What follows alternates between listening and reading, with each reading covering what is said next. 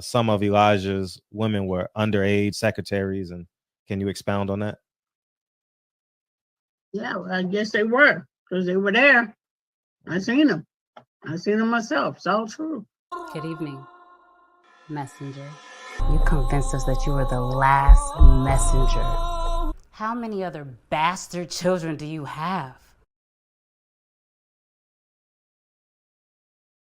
He took at least 9 that we know about.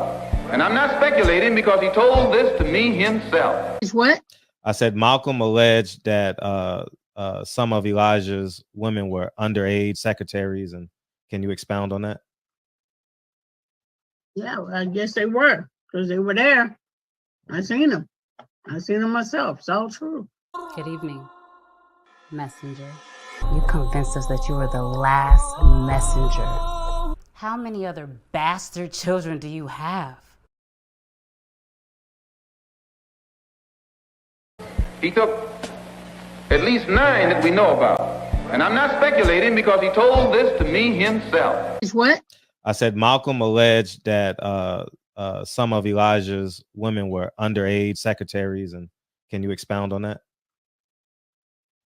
Yeah, well, I guess they were, because they were there. I seen them. I seen them myself. It's all true. Good evening, messenger. You convinced us that you were the last messenger. How many other bastard children do you have? He took at least 9 that we know about. And I'm not speculating because he told this to me himself. It's what?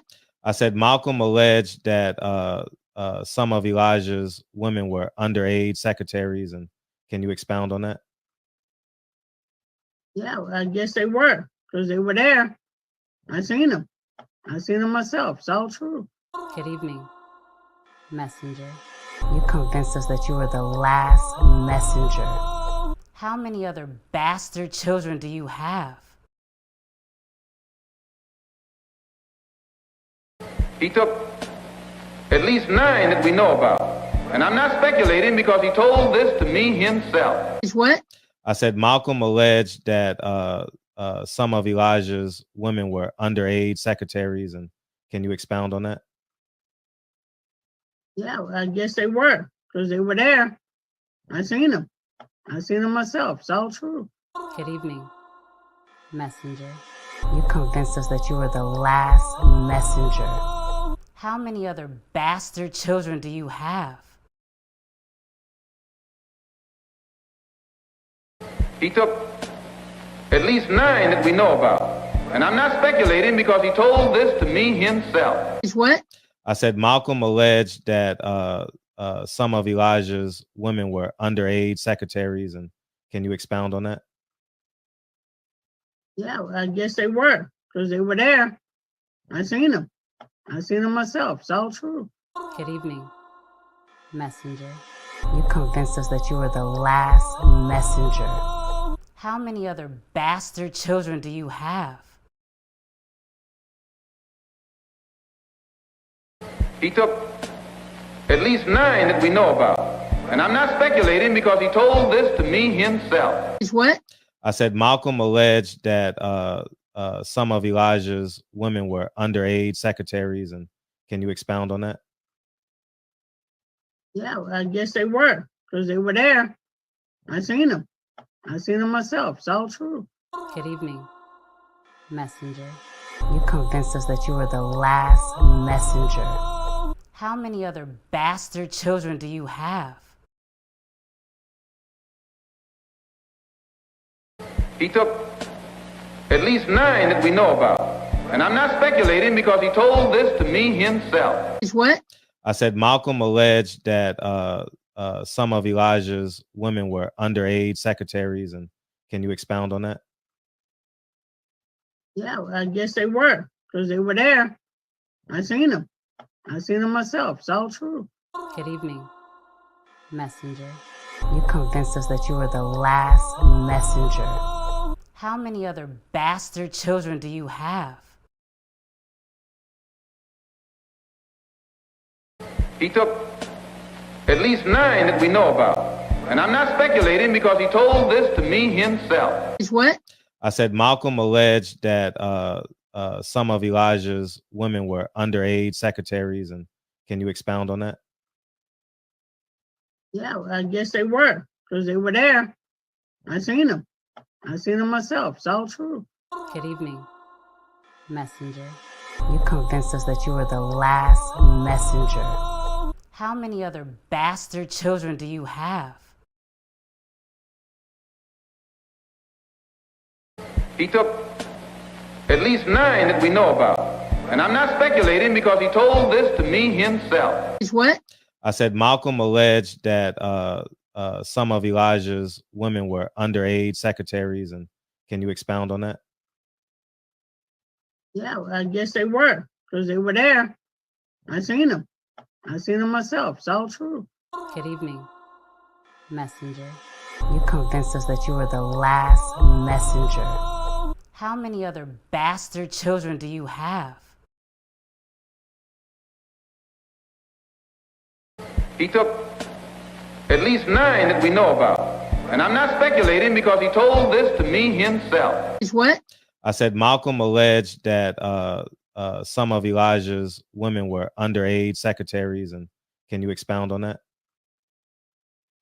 Yeah, well, I guess they were, because they were there. I seen them. I seen them myself. It's all true. Good evening, messenger. You convinced us that you were the last messenger. How many other bastard children do you have?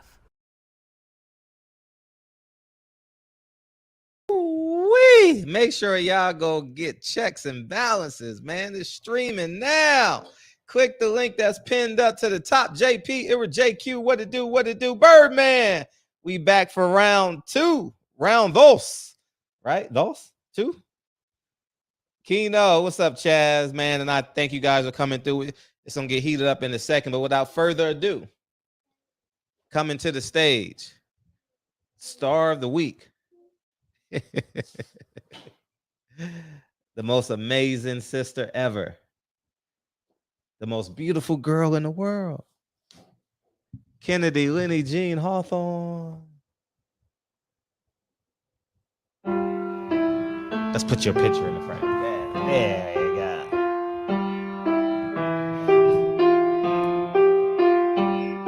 Look at the...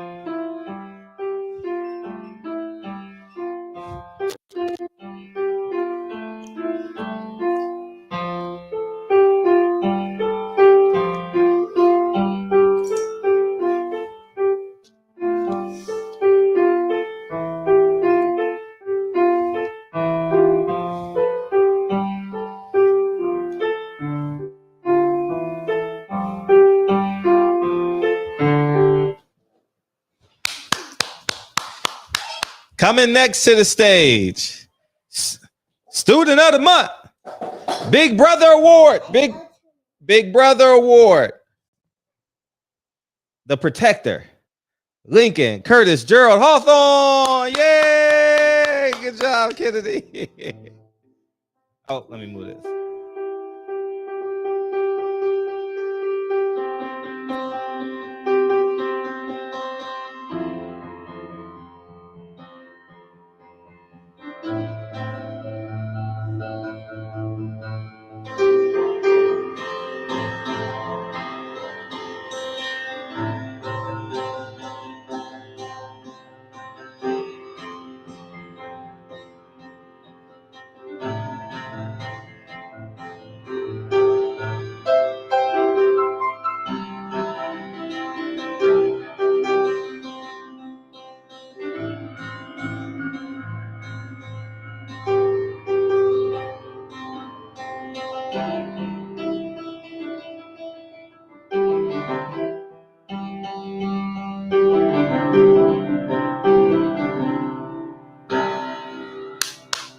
Lincoln Curtis Gerald Hawthorne, ladies and gentlemen.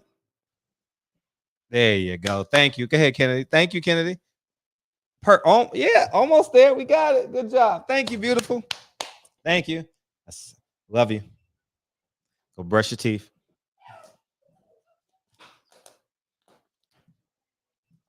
Anyways, man, welcome to the show, y'all. And don't forget, man, the amazing intro by Team Hawthorne. And don't forget 9 Wives, the intro. Go get it. 9wives.movie, man. Why not, man? Why not, man? Oh, man. So we'll talk about that. And you guys want to call in on that. And we also can do a continuation of last night's show. Okay. There's kind of I wouldn't say a lot of stuff going on in boxing, but I just want to give my perspective on it and what I know to be true. And I'm going to be proven correct 100% in about 21 days, 20 to 21 days. Y'all can be like, damn, Fred, you were right. How did you know this? Damn, it's just amazing, you know? But no complaints. Amen to that, you know? One, Al Heyman and Steven Espinoza is not on the same page. I reached out to my CBS connects today. I should hear back from them by tomorrow. You know, they liked my text, so they'll get back to me. And as you guys know, I play poker with the CBS executives. So I'll get back to you guys on that. Hopefully tomorrow I'll have some more information on that.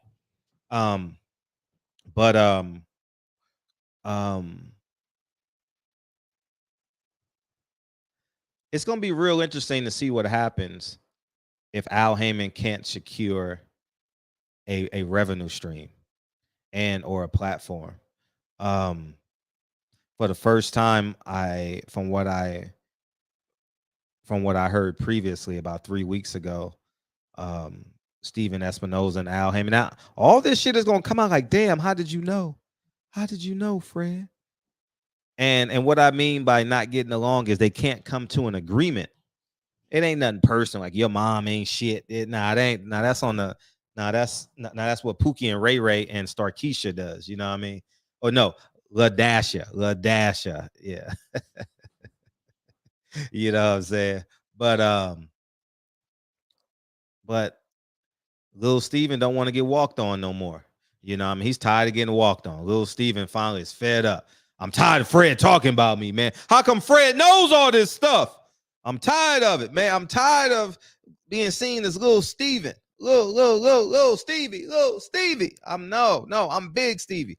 I'm Big Stevie to you. No cap. And so the feuding wars begin, and for those of you who don't believe me, check out how bare the fight dates are. You're gonna get one more fight date in December.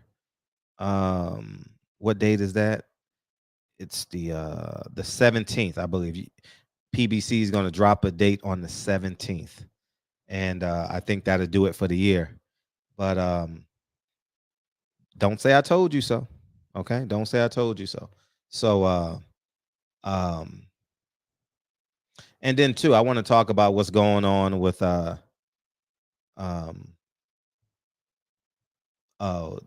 and all that stuff going on today. See, I have a different perspective on it. Keyshawn, Dev, and Shakur.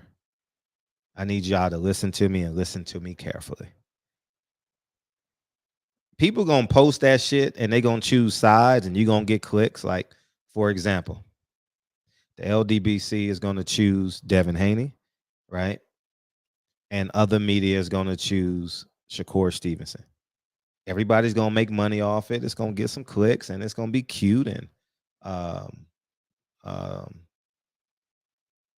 but the reality is y'all should be figuring out how to stick up boxing. This is Willie Lynch syndrome in real time. This is exactly what this is. Keyshawn Davis is going after everybody. Earl Spence, Frank Martin, Devin Haney. Oh, man, this is the Willie Lynch syndrome in real time, y'all. No lie, no cap. We are watching it play out. I told you guys a year and a half ago, these guys are like middle schoolers, man, at the dance. Man, no, you go dance. No, you go dance. They all got brand new Jordans on, don't want no creases in them. You know what I mean? Or some uptowns. They call them uptowns over here in New York. But yeah, man. Everybody just whatever, man. Like, when are we gonna have enough integrity? Because we all kings, we all gods. When are we gonna have enough integrity to say, you know what? Bob Arum is the biggest winner out of all this shit. How can we change that paradigm? 3 niggas owned by a Jew. That's all this is. 3 niggas and a Jew. That's what this looks like, a show. Bitch this, bitch that. Oh, I gotta take this call. Ugh. Let me play some music.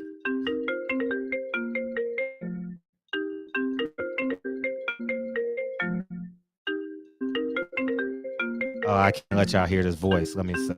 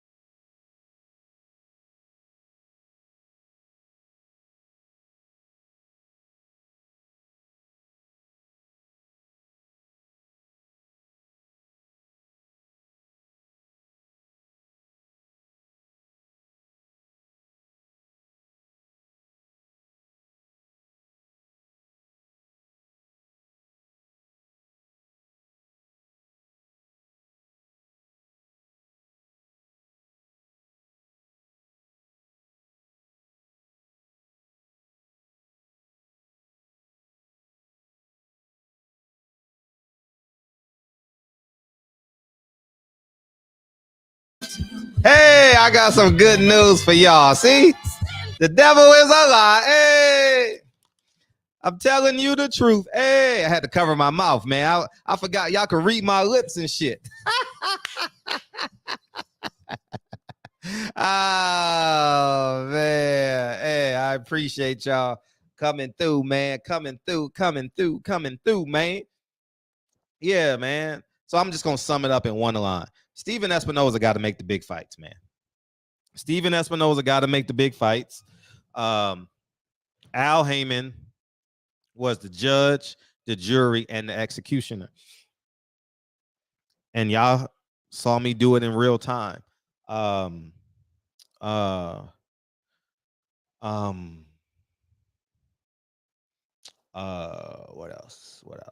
else? How can I see? I got to process it so I can make it a narrative. I'll do that after the show. But Steven Espinoza is under some pressure because Steven Espinoza has no fighters. And Lou DiBella done went over to ESPN, and now him and Bob Arum are working together. Cameron Duncan don't have enough fighters to hold a stable, and Jerron Ennis is gonna get caught up in that wash. Jerron Ennis don't have any opponents. That's why we haven't seen a Jerron Ennis fight date announced. And that's the reality of this thing, man. And but to sum it all up, Steven Espinoza is under a lot of pressure to create content. I asked him about the what do you call it? The Bellator shit. They said that was bullshit. The Bellator races. I mean the races. I just read your comment at the same time. The Bellator series didn't do what they wanted it to do. They can't compete with UFC. People are not going to a premium network. People are not going to a premium network to watch Bellator when they can go to ESPN on Tuesday nights. Was it ESPN or wherever it is? I don't know where it's at, but he was explaining it to me where they can go to ESPN and watch a higher quality show for free. And he equated it to Nike and Reebok. Nike can have ugly shoes, but people are going to buy Nike because of the branding. It's like when you say Google, right? Google means you're going to look up something, but Google is an actual company. You understand what I'm saying? So Bellator isn't working. Cameron Duncan don't have enough money and enough fighters to sustain the network. And Steven Espinoza and Al Heyman are at like this in real time. So that's why you haven't seen a Jamal Charlo get rescheduled.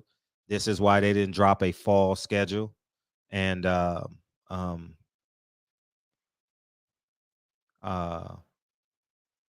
and he did say Steven Espinoza, he said Steven Espinoza wouldn't lose his job, but he would lose like I don't know, like he said Steven Espinoza is not in line to lose his job. He wouldn't get fired for this, but he would get he would be sheltered in, you know. So whatever that means, I don't know what that means, but yeah, man. So that was the CBS executive hollering at me real quick. See, I'll tell you, man, I talk to bosses, man. I talk to bosses, and I didn't lie either, because I said I text them, they didn't hit me back. I didn't lie to y'all, and what do you know? They hit me back during the show. See, I don't have to lie to y'all, man. All I do is I tell the truth. People don't believe me. And then he said, and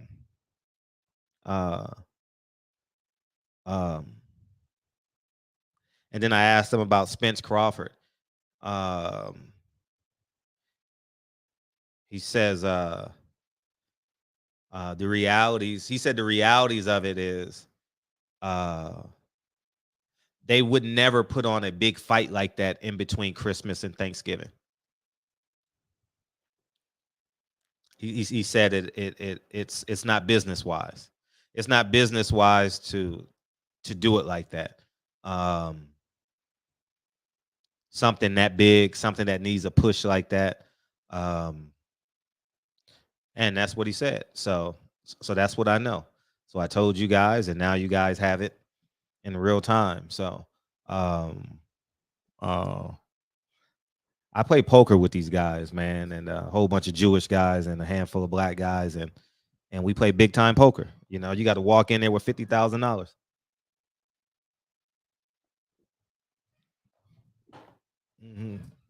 So, you know, well, you ain't got to walk in there with 50.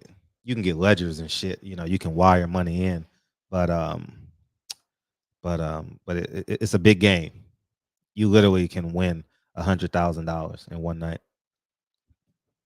But yeah. He said the promotion wouldn't work because at least that's what he told me. He says it's not. Yeah. So we'll see. What's up, Mr. Berryhill? What's up, Mr. Berry? So I was talking about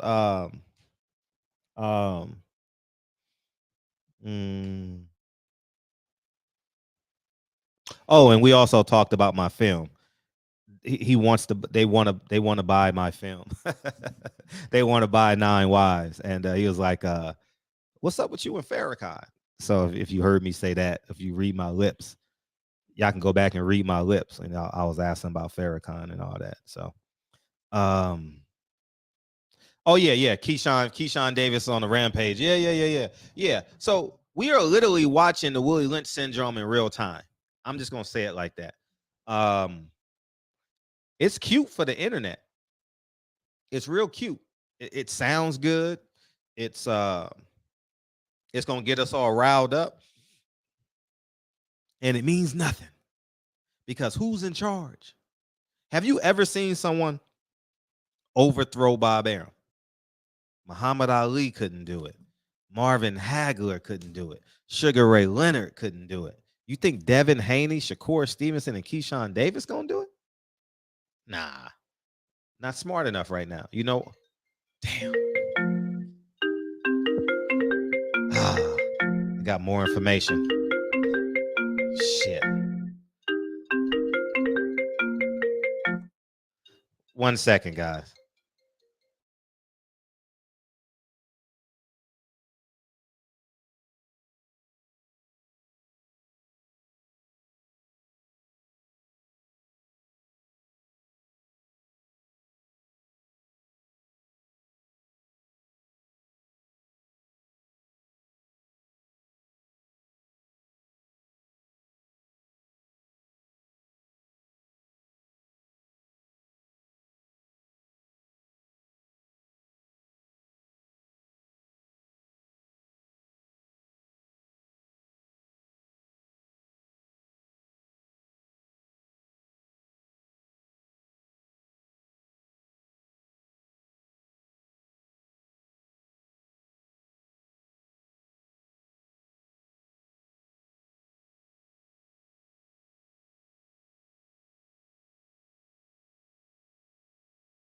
All right.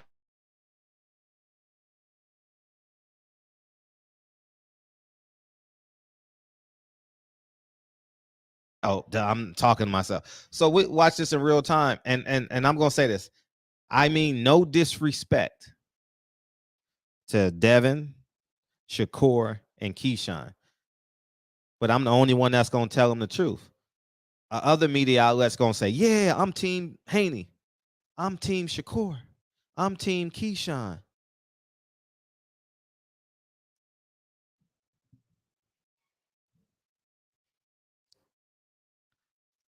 And in order for them to be considered great, they got to fight each other. But they not.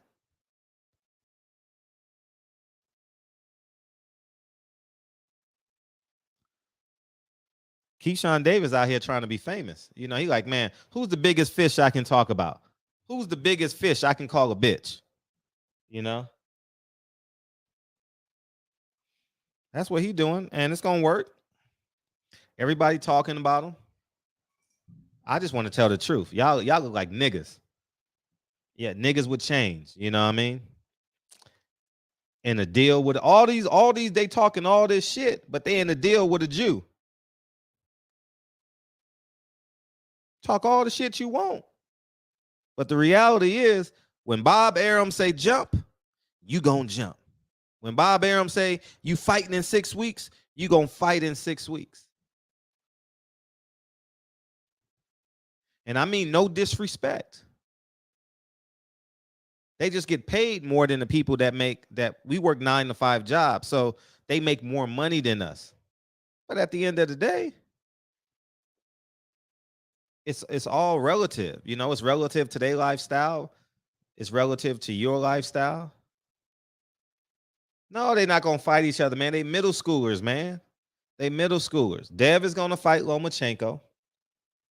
And then Shakur is going to fight Dev, and if Dev lose, they're gonna release Devin. Dev is gonna go up to 140, and he's gonna get matched tough if he stays on Top Rank. That's the truth. Because guess what? Top Rank didn't build him.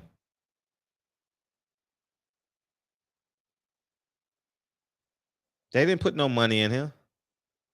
You know, so that's just the reality of this thing, man. And Bob Arum runs a tight ship. I'm not mad at Bob Arum. He's running his business. And I can't be mad at him because they willfully signed to him. So I understand how this shit is going to work. And they just going to bark. Devin Haney is going to go beat this kid 10 out of 12 rounds. Keyshawn Davis is going to keep on getting properly matched. Shakur Stevenson will be fighting in January or February against a credible Mexican and at 135. And then if Devin beats Lomachenko, and if there's a lot of slippage, then Lomachenko is going to fight Shakur Stevenson, and then maybe Shakur will fight Devin. I don't know, you know, but that's typically how it's going to go. It ain't going Devin to Shakur. Why would they do that? Why would Devin fight Shakur next? We know that's not happening. You know Lomachenko is going to... Why would they put Shakur before Lomachenko? Shakur is 24, 23, whatever he is. And Lomachenko is 34. Why would they do it? Ask yourself this.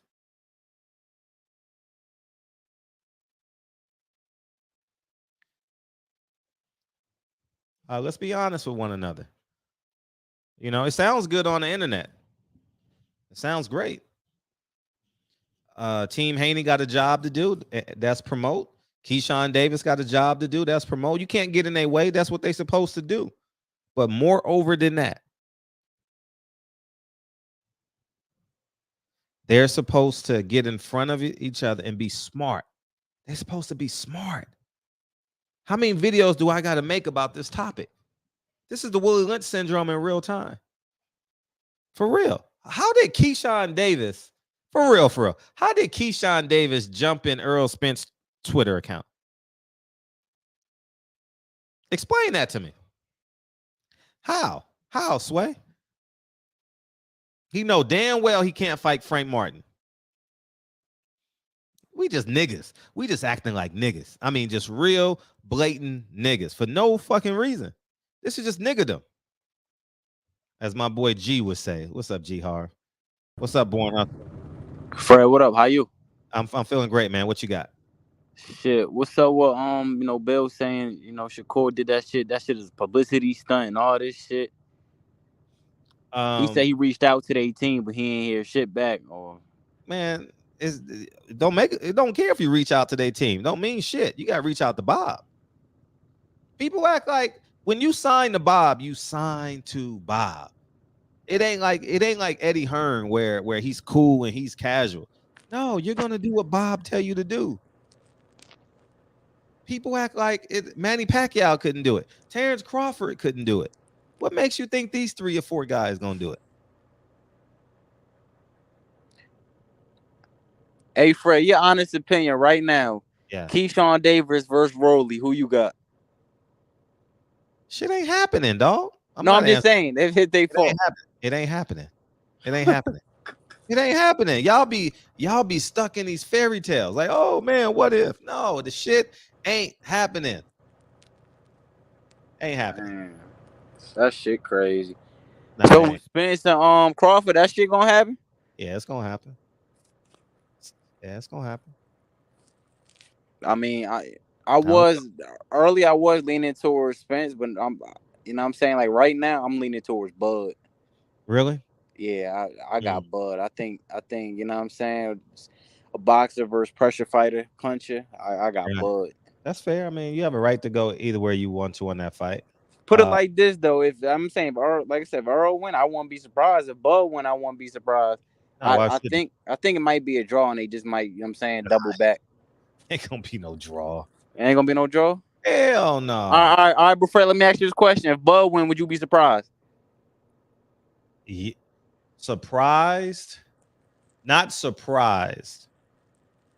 But I would be like, it would wow me. I think Earl was that good. You said it would wow you? Like yeah, because I don't see them the same. I see Terrence Crawford. He's not. Bud is a switch hitter. You know what I'm saying? He you know what I'm saying? Like listen, besides Floyd Mayweather, Terrence Bud Crawford is the best pure boxer in boxing since Floyd retired. You don't think so? Nah. Terrence Crawford's not really a I mean, pure boxer? Yeah, I'm talking about pure boxer. I mean, it's a few of them. You go to Gary Russell's, you can go Shakur, you could go there's a lot of them. There's a lot of them that I'm going to forget right now, but there's so many that Inoue. I would say Bud, Shakur. I think Haney would be in that top 5. Haney, that Japanese kid is a problem. Stevie Fulton. So there's a lot of boxers that are really amazing, you know. But yeah, man. I mean, you have every right to say that, but I've never seen Terrence Crawford box for 12 rounds since post-stall, and he looked amazing. He looked amazing in that. Fight. Yeah, I don't know why they saying what the fuck in the comments. They can say what they want in the comments. But as far as Shakur and Devin Haney, if they fight, you know what I mean? I got Shakur. I think defense wins championships, and I think, like I said, Shakur is one of the best pure boxers.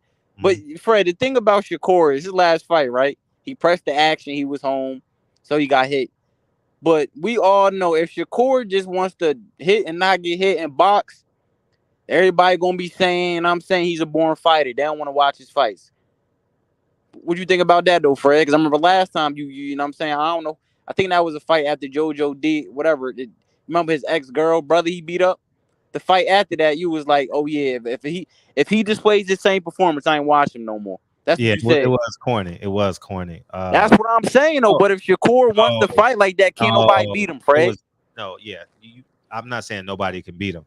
It's gonna be very hard. It's challenging, sure. No, he mentally checked out of that fight against that African. He mentally checked out. He got caught with a shot and was like, nah, I'm cool. I'm just gonna spar this guy. I didn't like the mindset. I was disappointed in his mindset. But I'm saying though, Fred, if Shakur wanted to, he could fight like that every fight, Fred. His boxing skill was that good. And his defense is that good. It's high. He's talented now. All these guys are talented. Keyshawn, Devin, and Shakur, they're all talented. They're all borderline A fighters.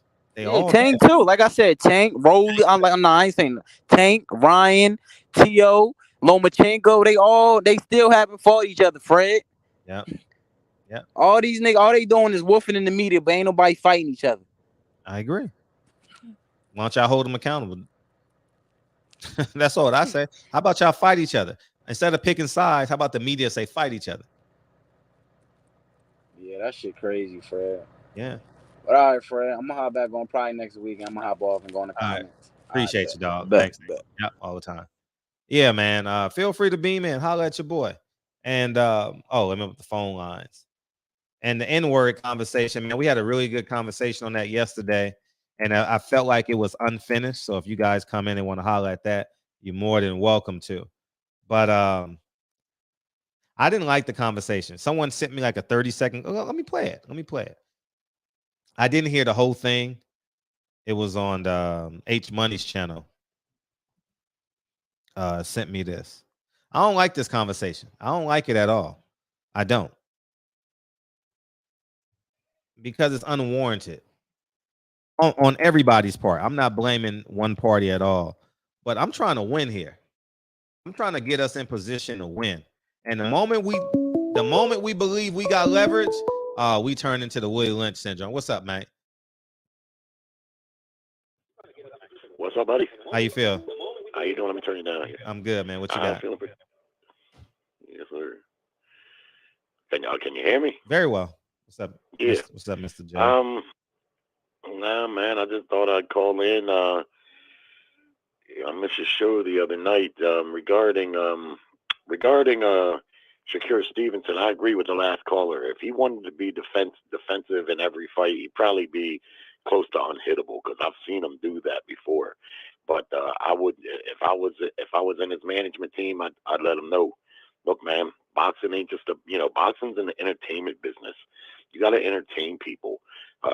You can't be boring and think that that's entertaining. And I can appreciate a master boxer, but at the same time, you got to be entertaining, man. And a lot of times when these fighters concentrate on defense solely, it's boring as hell, even for a long time boxing fan like me.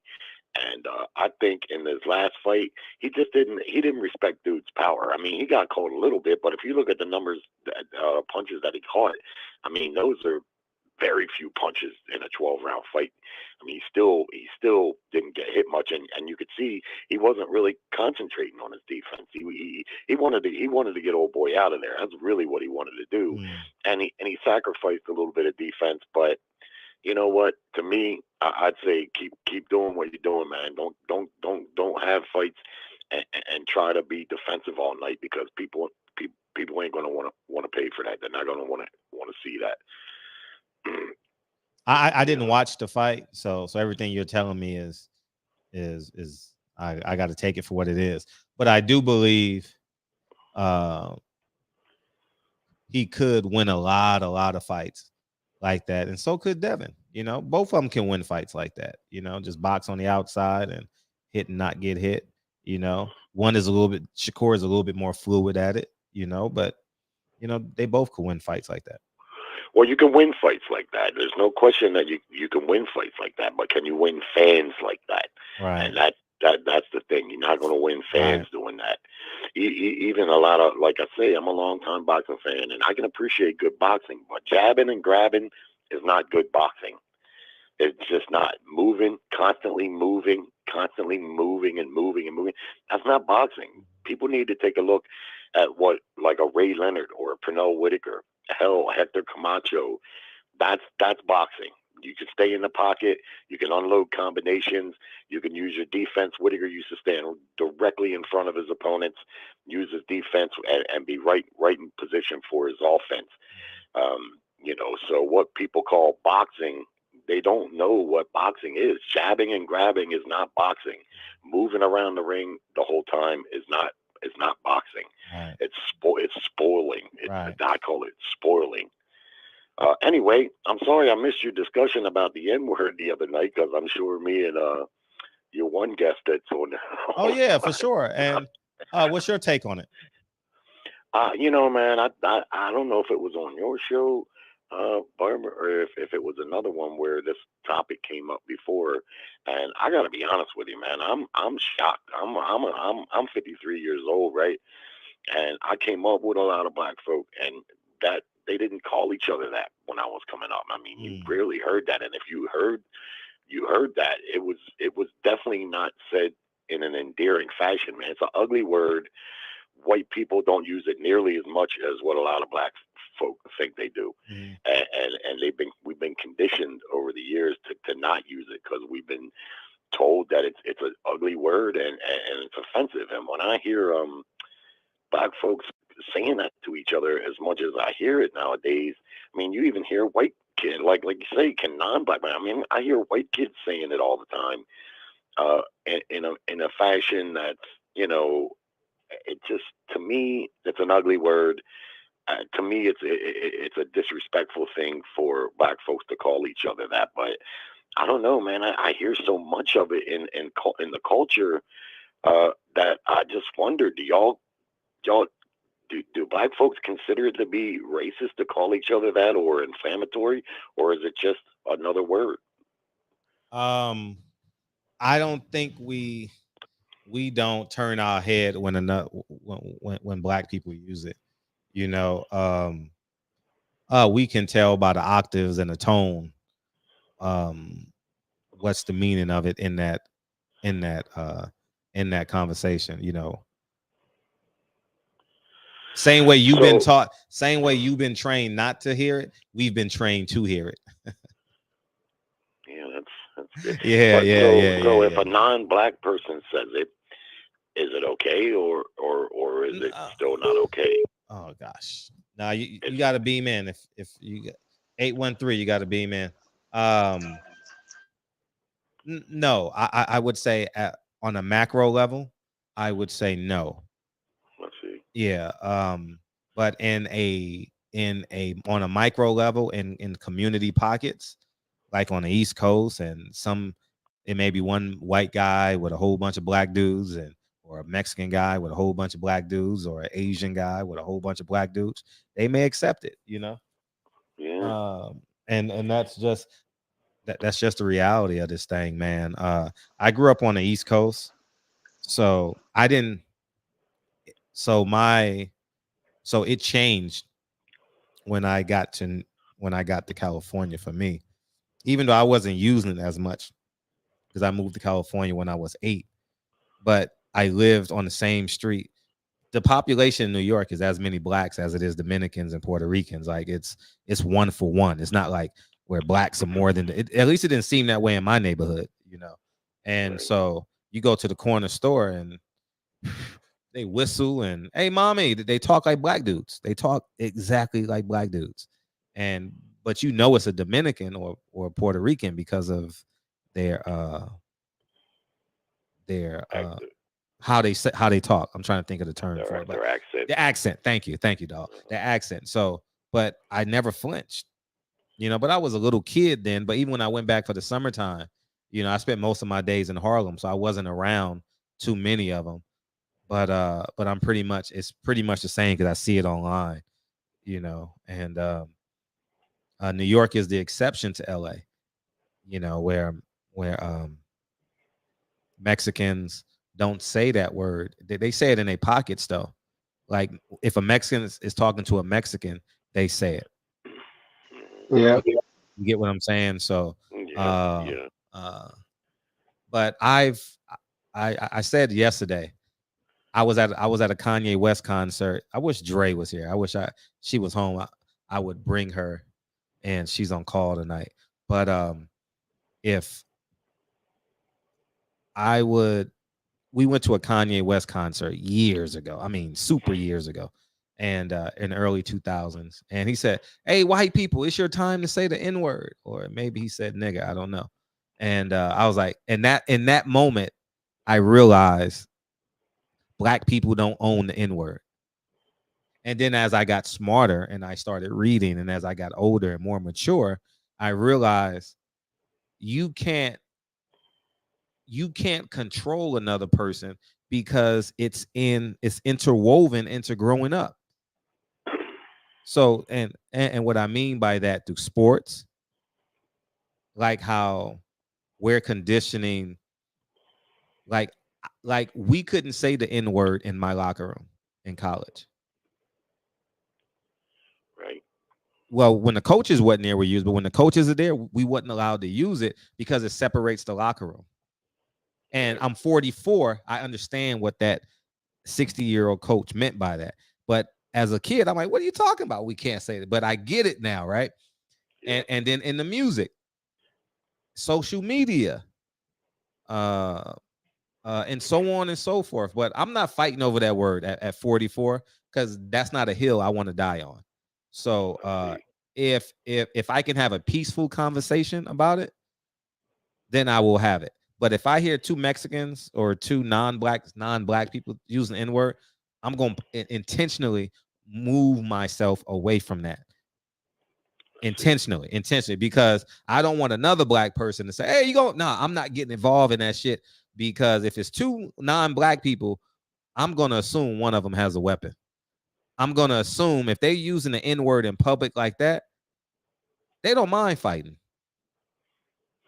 You get what I'm saying? Like, if you're going to go to Panda Express and be in South Central LA, and you throwing around the N-word, oh, you got a knife on you. No doubt about it. No doubt about it. Yeah. So I'm hopeful for the day that we get back to where we were before Donald Trump was elected president, and there was this whole, and now this is my political opinion, effort by the left to make race something that we were doing so good, and we got to realize as people that it's not white and black, white against black, or black against white and Mexican.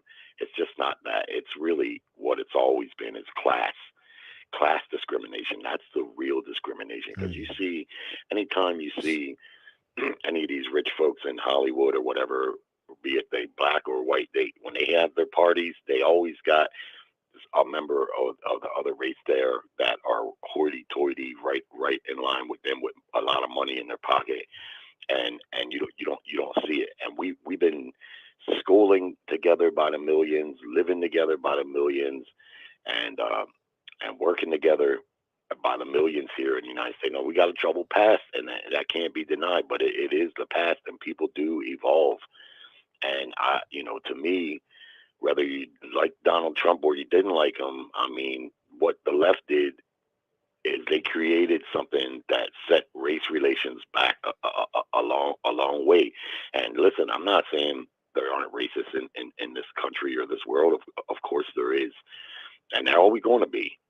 In every race has people that are racist, but it's not us. That's a tool that's used to keep middle class and poor people at each other's throats, be it they black, white, or Mexican, instead of shining the focus on where the focus really should be, in my opinion.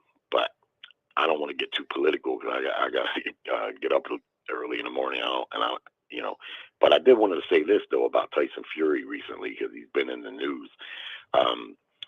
Tyson Fury, has got to a point where he's got a lot of people that like him, and he's got a lot of people that hate him, just like Canelo, Mayweather, Ray Leonard, all the fighters that get to that point. That's actually a good thing, because the people that don't like you will pay more to watch you fight than the people who do. And recently, what I see is, Usyk, he tried to make a fight with Usyk, or Usyk talking about he don't want to fight right now. He needs time off, or whatever his case may be. Anthony Joshua jumped up there and said, well, I'll fight. I'm looking for big fights, even though he's coming off 2 losses. And he tried to make a fight with Anthony Joshua, and they're dragging their feet on it. And Tyson Fury gave him a deadline, and he's catching hell for giving him a deadline. But apparently he's got a fight date in November. He wants to keep the date, and I don't blame him for giving him a deadline, because look, if you want to fight, then let's make the fight. We're going to need time to train, and we're going to have to promote the fight too. And if you don't want to fight, I still want to keep my date, because getting those fight dates, that's not the easiest thing to do. They're not just hanging from every tree. When you get a fight date, you gotta, if you intend to fight, you gotta try to preserve it. So if AJ don't want to fight, we gotta know. His point is, we gotta know so we can give the next guy time to train and time to promote the fight. So I don't really like this fight with Emmanuel Char. I thought he fought him already. I don't know. Hey, can I add something? I just wanted to say, bro, like from my perspective, I don't think that the fight was ever going to happen immediately. I think it was more so let's gauge the public and see if people want this fight still. And what they're gonna do is they're probably gonna put Tyson Fury against like who you said, whoever, doesn't really matter. He's just trying to stay active. And then they're gonna put Joshua against White. And then because it's not enough time to promote a fight like that. And that's what I truthfully believe. It's not enough time. They can do that really big in the UK in like May or something. So I really feel like they're just trying to, get us all hyped to see who really cares about it or not. Go ahead, continue though. Well, if the negotiations would have wrapped up a couple of weeks ago, because they've been talking about it for probably 3-4 weeks now, there would have been time, and that's a big fight in the heavyweight division, and especially over there. So it's a huge fight. I don't think, I do agree with you when you say it's not a lot of time, there, but I still think it would have been a big fight.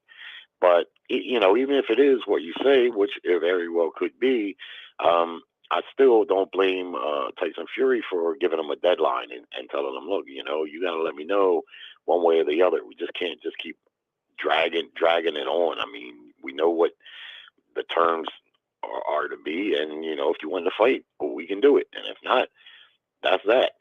And so, but it's hard to tell with Fury because Fury plays the media a whole lot. I mean, one day he's retiring, the next day he's not retired. One day he wants $500 million, and the next day he says he'll only fight for free. This guy is a master at playing the media, and it's funny how people get worked up about it because they don't seem to understand that he does that shit on purpose, man.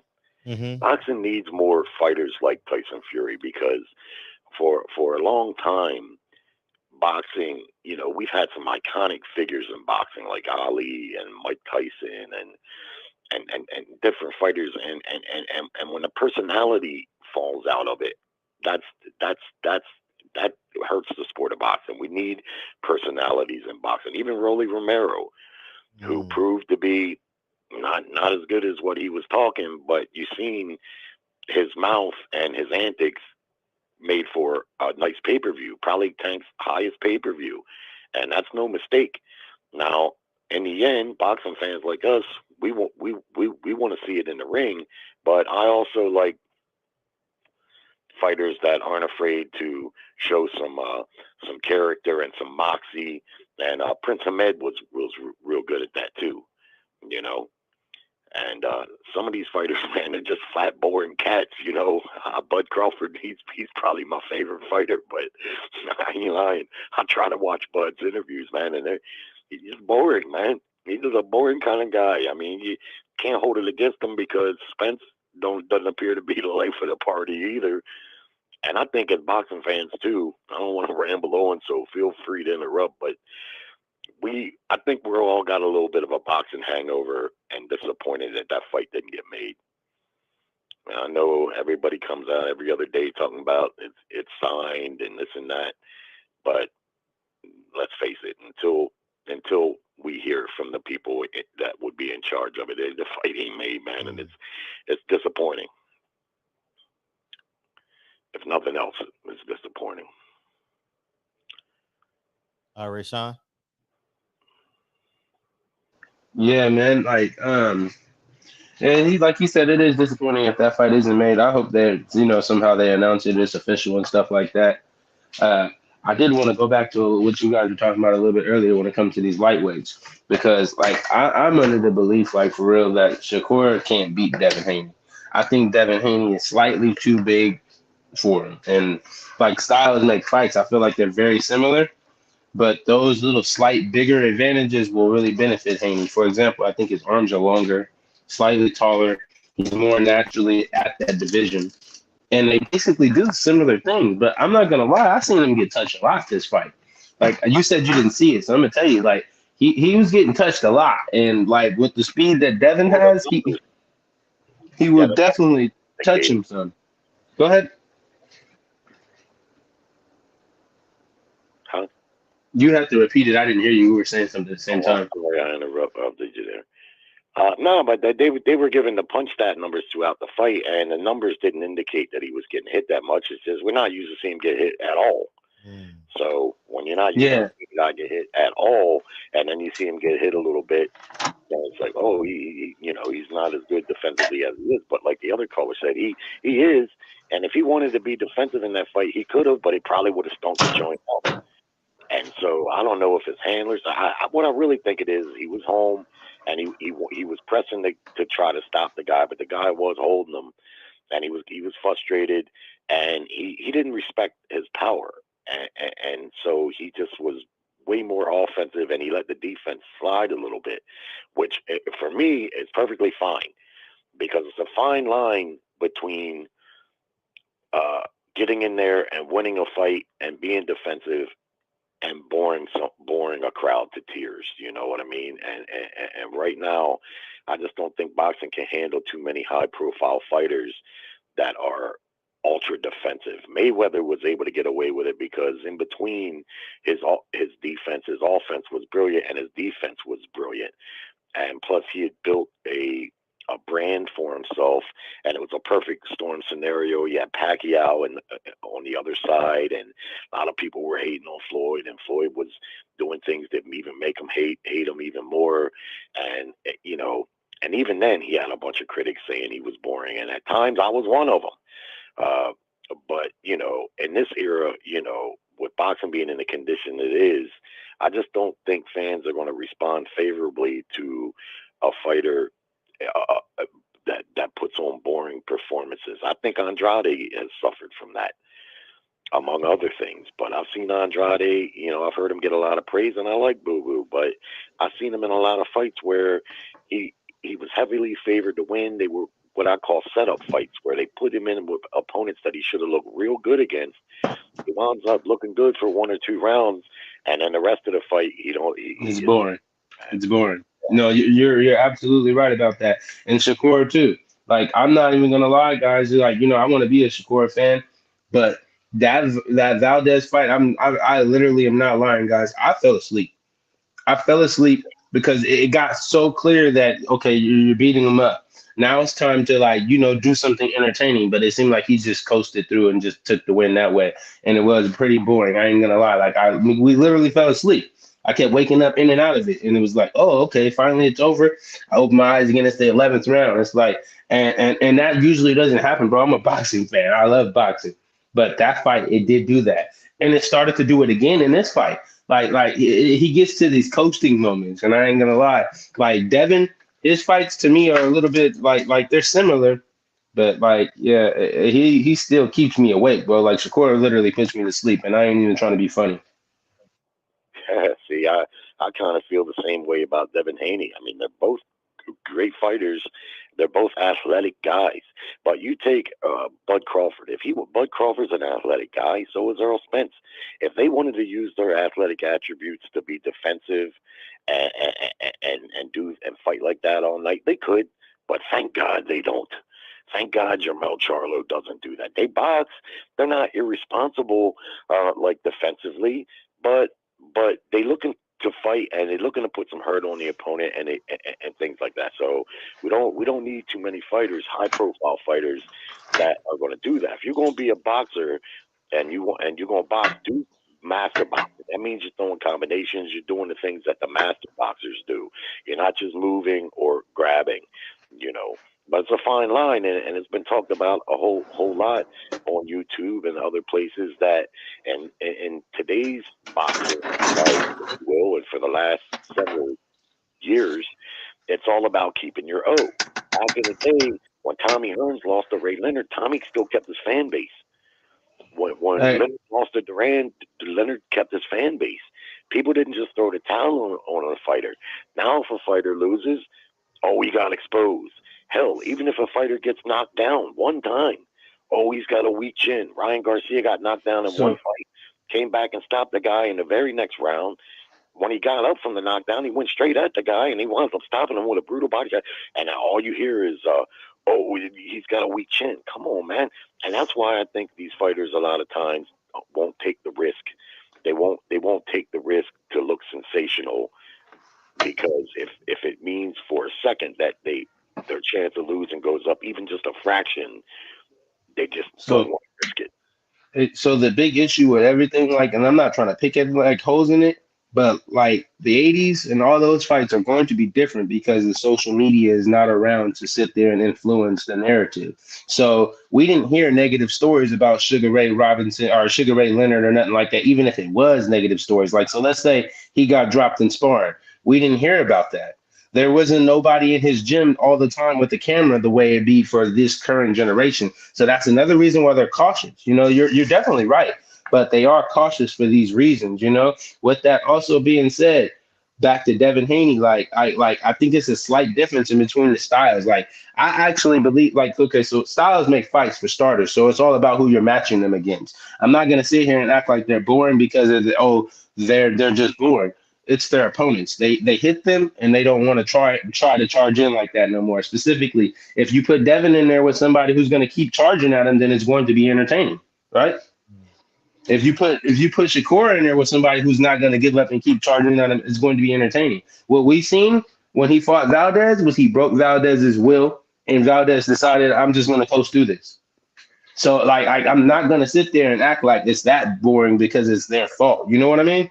And that's a big fact. Like Jojo Diaz, bro. Jojo Diaz is a tough fighter. We see Jojo Diaz fight. We know how he fight. What happened in that fight, Fred?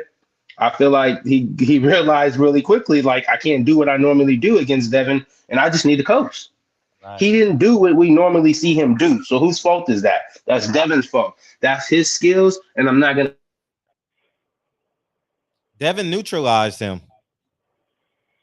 Devin did a great job neutralizing him because I give Devin credit for that fight because I seen Jojo Diaz clear out my gym, and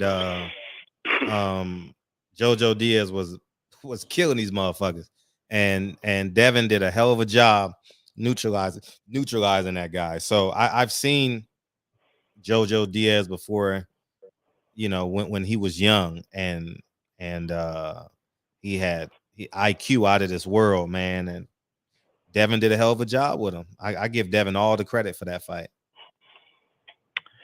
Yeah, I had Devin winning pretty much every round of that fight, but I gotta be honest, I wasn't that entertained by it. To me, it was rinse and repeat. Same thing with Cambosis. Yeah, I can see that. Rinse and repeat. You know, when you're that much better than a guy, and I always bring up Ray Leonard because Ray's my all-time favorite fighter. When he got in there with guys, man, and he was better than them, you knew he was better. He was sensational. And he would get a lot of stoppage guys that a lot of these guys today wind up just hugging and grabbing for 12 rounds. But Ray knew how to be sensational. And when I watch a lot of these fighters today, man, I wonder, even Canelo Alvarez against Golovkin a couple of weeks ago, it seemed to me that Canelo never really took any risk.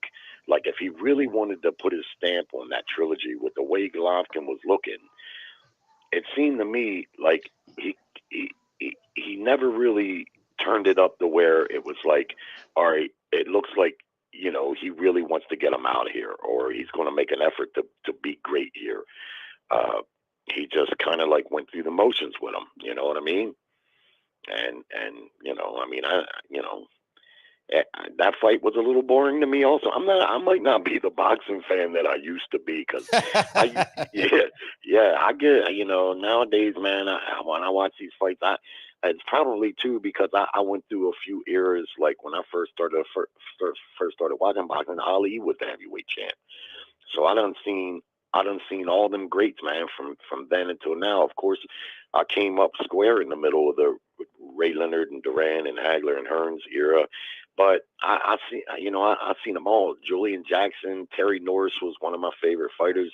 If you don't know about Terry Norris, go look him up. A lot of youngins don't know that man right there. I remember at one that man right there, terrible Terry Norris. I know about Terry Norris. Man, that guy, he went on a spree after he got knocked out by Julian Jackson. Like, hey, I like really follow and study this sport like heavily. Like, man, like every single one of them, it's like there's a trail of it, because then from him you can look at Julian Jackson. That guy was knocking everybody out like crazy too after he got knocked out by McCall. So it's just all those guys. That's the single hardest puncher in the history of boxing, if you ask me, is Julian Jackson. that man had God-given power that was just unworldly. And when he fought Terry Norris, I remember watching Terry Norris at one time, like a lot of people, like when we watched Roy Jones and thinking, man, this guy, ain't nobody ever going to beat this guy. I remember watching Terry Norris and thinking, no one's ever going to beat this guy. He's fast as lightning. He can box his ass off. He's got power. He's got all the tools, and he's got a mean streak. He like Bud Crawford. He's got that. Terry Norris had a mean streak in him, where he was just ferocious, man. He was a ferocious fighter, and when he fought Julian, I thought, oh man, that was a super fight back then, and he was doing good, but I think that Julian caught him in the second round. It was early, and that broke my heart, man. I like Julian too at the same time, but man, Norris was doing his thing. He was using his speed, and he was catching Julian Jackson, and then bow. Yeah, that's one of my favorite ones to show the kids because, like you said, like that's one of them fights where they be watching. They're like, yeah, this kid's beating him up, and then he just gets knocked out. Like you said, he was easily winning the fight. The kids are like, yeah, we like him. When like my son didn't know what was gonna happen. He damn near cried when he seen him get knocked out because like I was showing them, him before, so they get a good look at him. Like, okay, this guy's good. So when I put on another fight, they're like, okay, he's probably gonna beat this guy too because he's winning. He gets clipped right out of nowhere, falls flat on his face. It was bad. That one was a bad one. Right. You ever see Julian Jackson's knockout of Harold Graham, the English fighter? Yeah, when he's yeah. Oh my God. Yeah. We got Cowboy Danny in the house. What's up, man? What's up, guys? How about them Cowboys? Yeah. How about them Cowboys? Yeah. Yeah, they got a win last night. Yes, we did. Super Rush, baby. Let's go. Now, what's on your mind, Danny? Nothing, just relaxing. Came to say hi. Oh, I appreciate you coming through, man. Nah, that's love. What you got on Shakur and Devin? Anything? Not really. I just came on your guys' stream. Just to say hi. Oh yeah. That's a starter kit. You just make sure it's making sure it's good, right? And then next time you come in, you're gonna have something to talk about. I appreciate you, dog. I appreciate you. Yeah, all the time. Yeah, man. Yeah, terrible Terry. Beat this year is the Ravens. Well, we got to see, man. The second half of the season, I want to see how Lamar Jackson body holds up. Because he's fourth in the NFL in rushing right now. He's on fire. Yeah, he has scored 5 touchdowns in both last week's game and the week before, and the week before that he scored 3 touchdowns. He threw for 3 touchdowns. He's throwing from the pocket much better. His pass accuracy, he's reading the defenses better. And only thing is, the Ravens, their defense is not good, and they're banged up already. Just like last, they're already banged up on defense. But I don't know, man. I'm a homer because I'm be more, but Lamar Jackson is on fire right now. I think he's got 10 or 11 touchdowns already. He's definitely the leading candidate right now for MVP. But it's a long season. They got 14 more games, man. Yeah, I know. Can he hold up? Can he physically hold up? Because he has to run the ball, and that's a tough offense. That's the thing. He's not running the ball as much now as what he has in the past. I mean, they've been working with him full time to get him to stay in the pocket, and they call him better plays for him to be more comfortable in the pocket. See, a lot of people, they forget, man, that this guy only been in the league, 4 years? If you look at Peyton Manning and all them guys, man, most all them guys, they didn't start winning Super Bowls until 5, 6, 7 years. It takes a while. If you ever seen one of those NFL playbooks, man, them things are like a foot thick. You can have all the athletic ability in the world, but especially at the quarterback position, you got to know that playbook inside and out, and that shit takes some time. And but when you're naturally gifted with speed like he is, it's probably tough for him because he, when he sees the field, if he says, "Oh, my first read's not there," well, I can just run for this, But we know that doesn't last in the NFL, so I'm happy to see that he has ran a little bit. I guess because his rushing yards are up there, but he's always going to be that. But I'm just glad to see him being much more accurate with his passes. You know. Yeah, we'll see, man. Week 9, week 10, I'll look back and look at the Philadelphia quarterback, Miami quarterback, and Lamar Jackson, because right, his release point is still kind of low, you know, and he still got to use his legs. I want to. I don't have faith in him. I love his talent, but in terms of in the pocket and making those third and 8 throws, I don't know yet. He's a freak of nature. If he's one of these athletes that I would pay to see, but I don't trust him yet in the pocket, 3rd and 8 and 4th quarter. Can he hit that out route? You know, I don't know that yet. I know Mahomes can. I know Aaron Rodgers can. I know, and quarterback is not about race, man. You gotta hit that court. You gotta man, that out route, man. Shit, I'm not sold on it. I don't think Whatchcalled is good at Arizona. I think he's average at best. I got to see Jalen Hurts play because my boy DJ, he's a big fan. They 3-0, so I want to see him play. The quarterback play is just not that good. The Giants quarterback play was average yesterday. The Dallas Cowboys quarterback play was average yesterday. You know, I heard you said talk about it in your locker room. What sport did you play? I played football and basketball and all that stuff. But yeah, the locker room. Yeah, we had an older coach, Coach Owens. You know what I mean? And by the way, I'm in the Hall of Fame. Hall of Fame, baby, back-to-back champions. You know what I mean? And but anyways, what college? Yeah, college. Yeah. So, but he was an older coach, Coach Owens, and he was very disciplined. He never cursed. So we couldn't use the N-word in the locker room when he was there, and I understand it now, being 44, because now you divide the locker room, and you got black people saying the N-word and white people just sitting there, and you got the little freshmen who can't talk. You know what I mean? I understand how powerful that word is at 44. I didn't understand it at 19. So, well, let me ask you this: yes, since please. You played football at a high level, I'm one. You could throw a rock and hit someone that knows more about football than me, but I like watching football. I've been watching. My wife's a big fan, but oftentimes I hear coaches a lot of times get the blame, and I always feel like, nah, man, the coach can call in the best play that he can possibly call in, but if the athletes don't carry it out, then how can you blame the old dude on the sideline with the clipboard? What's your thoughts on how much do coaches bear a responsibility in a football game as opposed to the players? Players win game, coaches lose games. Yeah, okay. Yeah, it's just a reality. You gotta have talent, man. You gotta have talent. And I remember we had a quarterback named Steve Luce. He was a Division I bounce back from Northern Illinois. Oh man,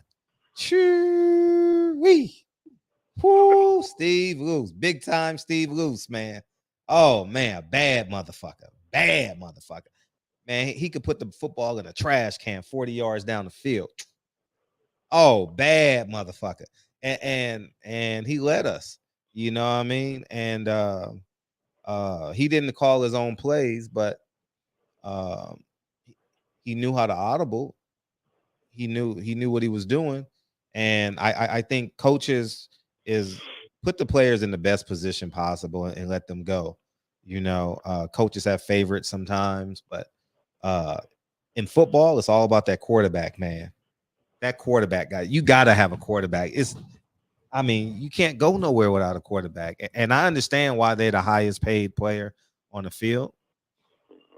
But man, you got to be able to drop them dimes.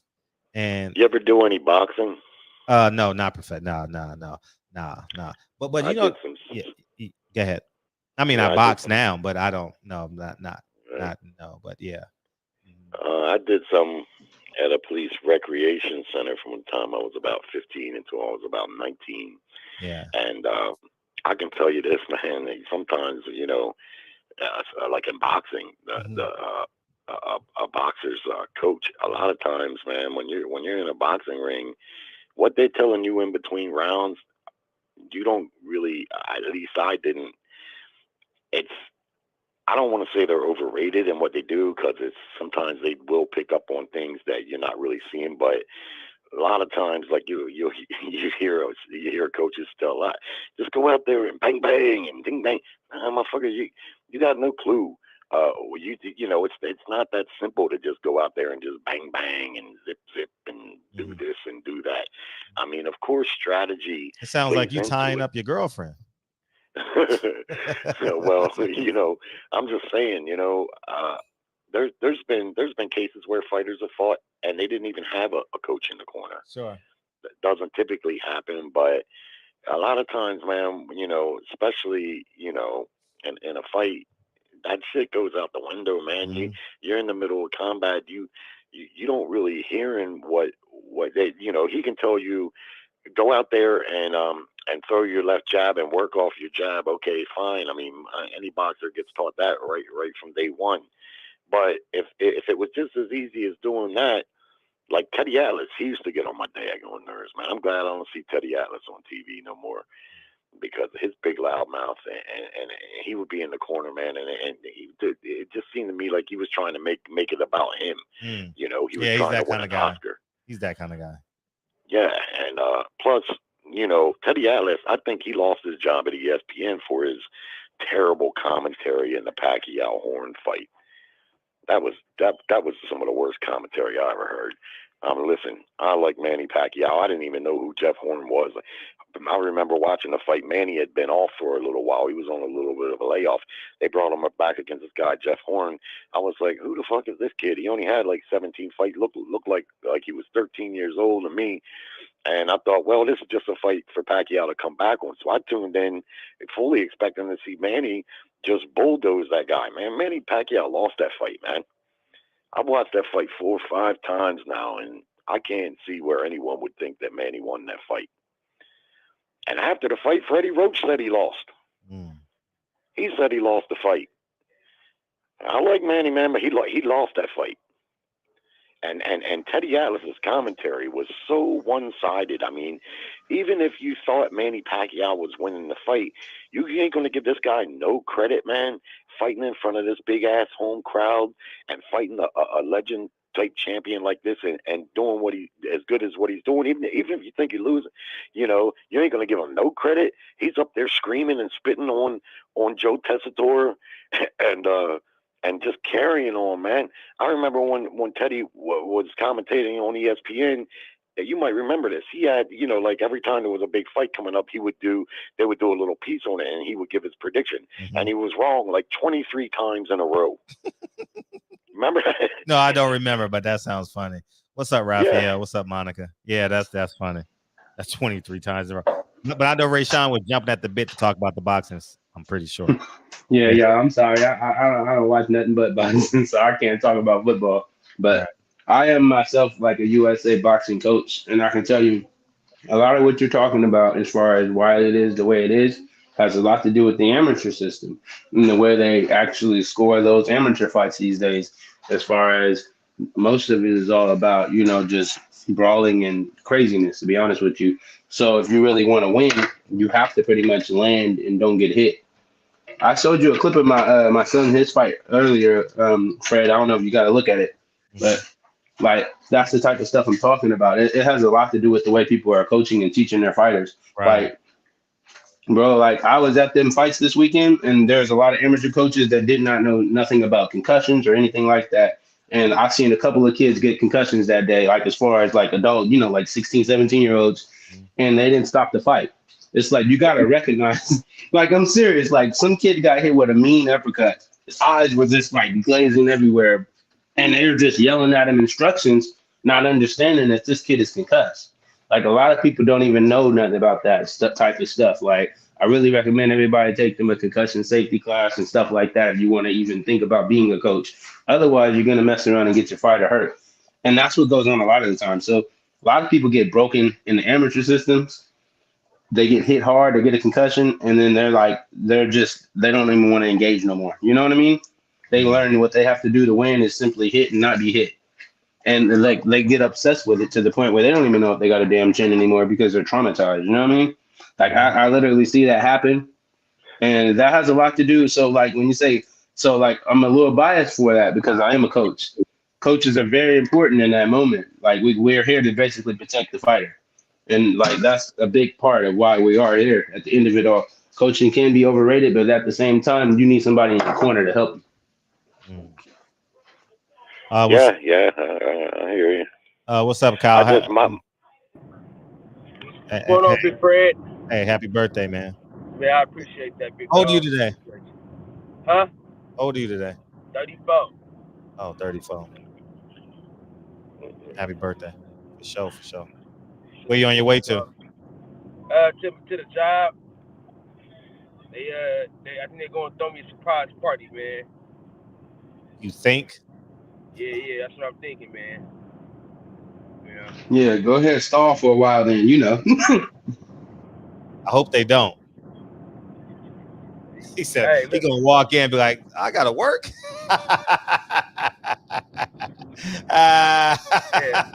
said he's driving to work saying I think they're gonna throw me a surprise birthday party. Oh, that's you got some high hopes. Hey, pie in the sky. Pie in the sky, dog. Well, I mean, hopefully you get everything you asked for, man. They're gonna throw you a surprise workday party. Facts, Jerry. Facts. You like, man, I can't wait to get to work. They about to, man. We about to have work the shit out. Hey, cause listen, I've thrown people surprise parties. I helped plan people surprise parties, and I never got one, right? Mm-hmm.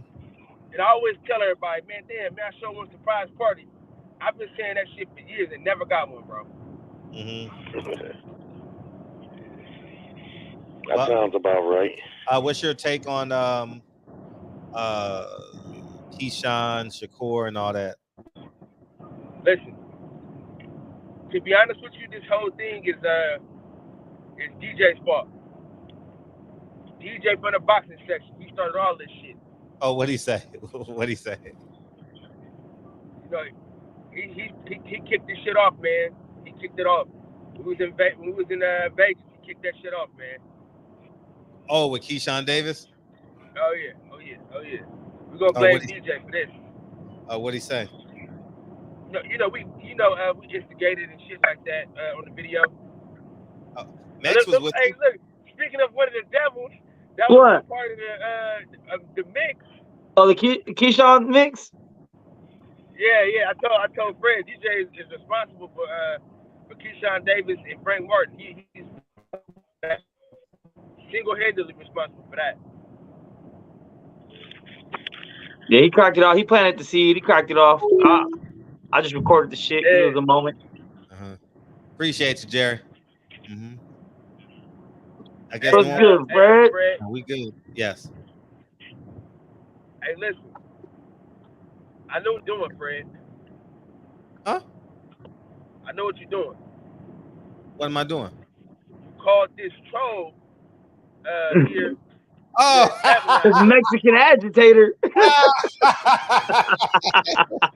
That's He's trying to set Kyle up. That's funny as hell. Hey, actually, Deacon should be appreciative toward Fred, because if you watch, Fred actually gave him a heads up. He said, and then we're gonna have Mex on. He gave him an opportunity to go ahead and scoot out the back door real quick. I did. Well, I didn't want to scoot out the back door, but I just he gonna run. He gonna run every time. So it's all right. Let him do that. That's what works for him. Oh, there he goes. Yeah, let me kick him out. Like mini Santos over there. I know. Man, you get the stage all to yourself tonight, man. Oh my God. See, so I believe it. I was looking forward to this tonight. No one coming in, but hey, bro, I got off work early for this shit. I should be at work right now. I told my boss, I was like, yo, it's hella dead right now. Is it cool if I get off an hour early? I got you know, a little thing on YouTube to try to do. And he's like, yeah, fuck it. Saves labor hours. I was like, all right. That's dope. That's dope. Well, it's all yours. It's all yours. Man, I don't know if I'm the guy to lead this discussion. According to everybody, I don't know what the fuck I'm talking about. But I would free speech platform, man. I would say this. I think everybody has a right to feel the way they feel. You know what I'm saying? I can't tell nobody of any ilk at all, white or black, because there's a lot of any type that has a problem with the way people say shit. So I can't say like, oh, they're wrong for it. They need to get over it. They need to get it. I'm not of that mindset. My mindset is, but it's happening. You know what I mean? There's nothing you can do to stop it. This is a culture that's taken over. And like I've thought about this long and hard because I have been in many discussions about this on different panels. And I'm just like trying to figure it out. And I think it's just that gap, that generational gap where, yeah, like if you're, let's see, where are we? 2020. So if you're 50, you're born with 1970, right? You're 50. By the time them 80s hit, them late 80s crack era, late 80s, early 90s hit, I mean, you're already 20-something years old. So the way you actually grew up, this stuff was not the way it was.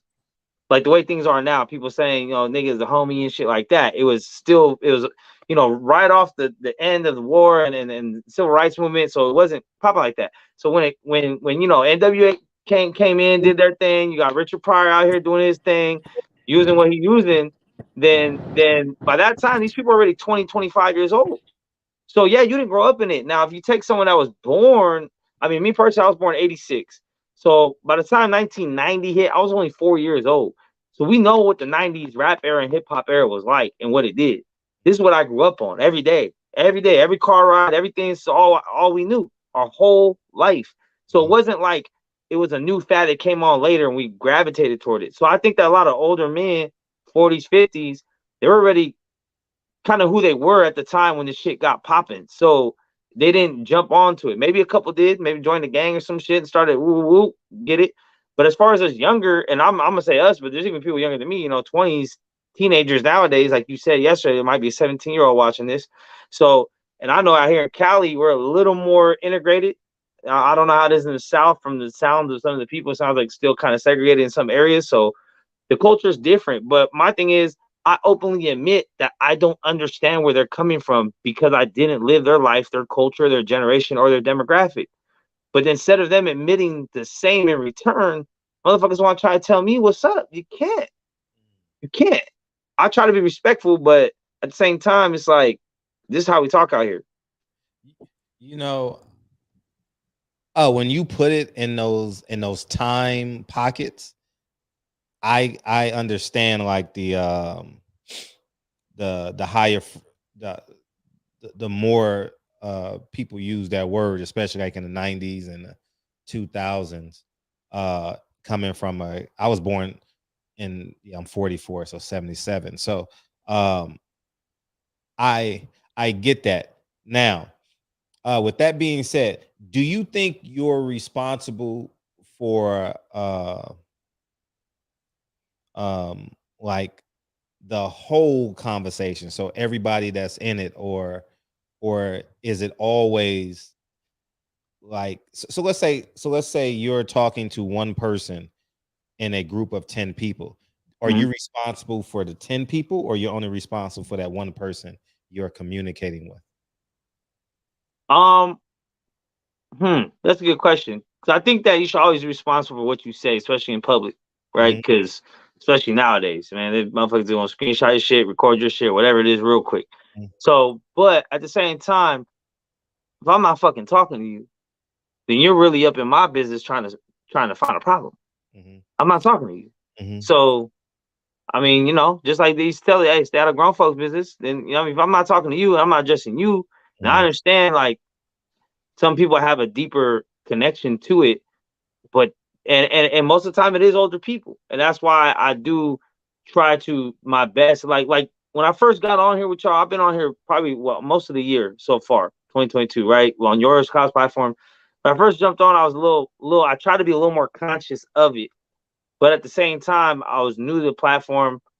I was like the whole YouTube thing. I saw how even some of my favorite creators on YouTube were censoring the word all of a sudden for, I guess, monetization purposes or whatever.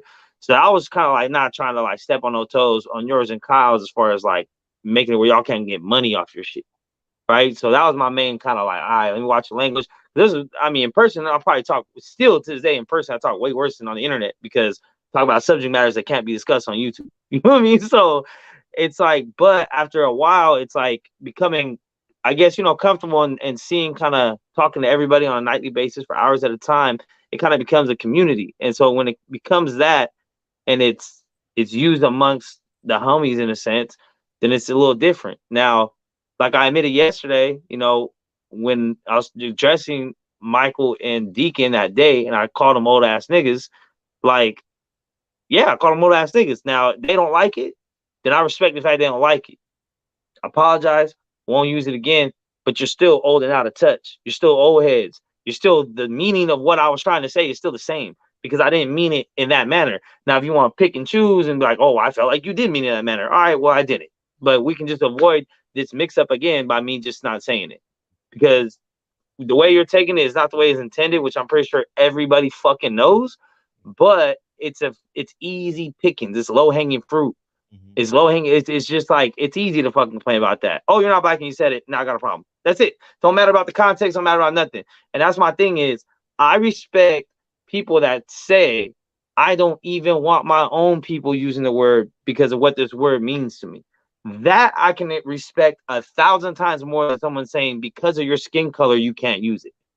Like that, I respect that a lot more, and that's why when my stepdad's mother, you know, who's an older black woman from North Carolina, tells us ain't nobody using that fucking word, ain't no, and she don't cuss at all. She don't say fucking, but ain't nobody using the word. Ain't nobody listening to rap music in her house. You know what I mean? We can't even have our headphones on too loud. You know what I'm saying? Like. She plays gospel, like so. She comes with things, so you respect it. Of course, you respect it. I would never in my life, even talking to my brothers, even if the homie was there, I would make sure that I was on my P's and Q's because if Graham said that shit, I don't even want to know what the consequence is gonna be.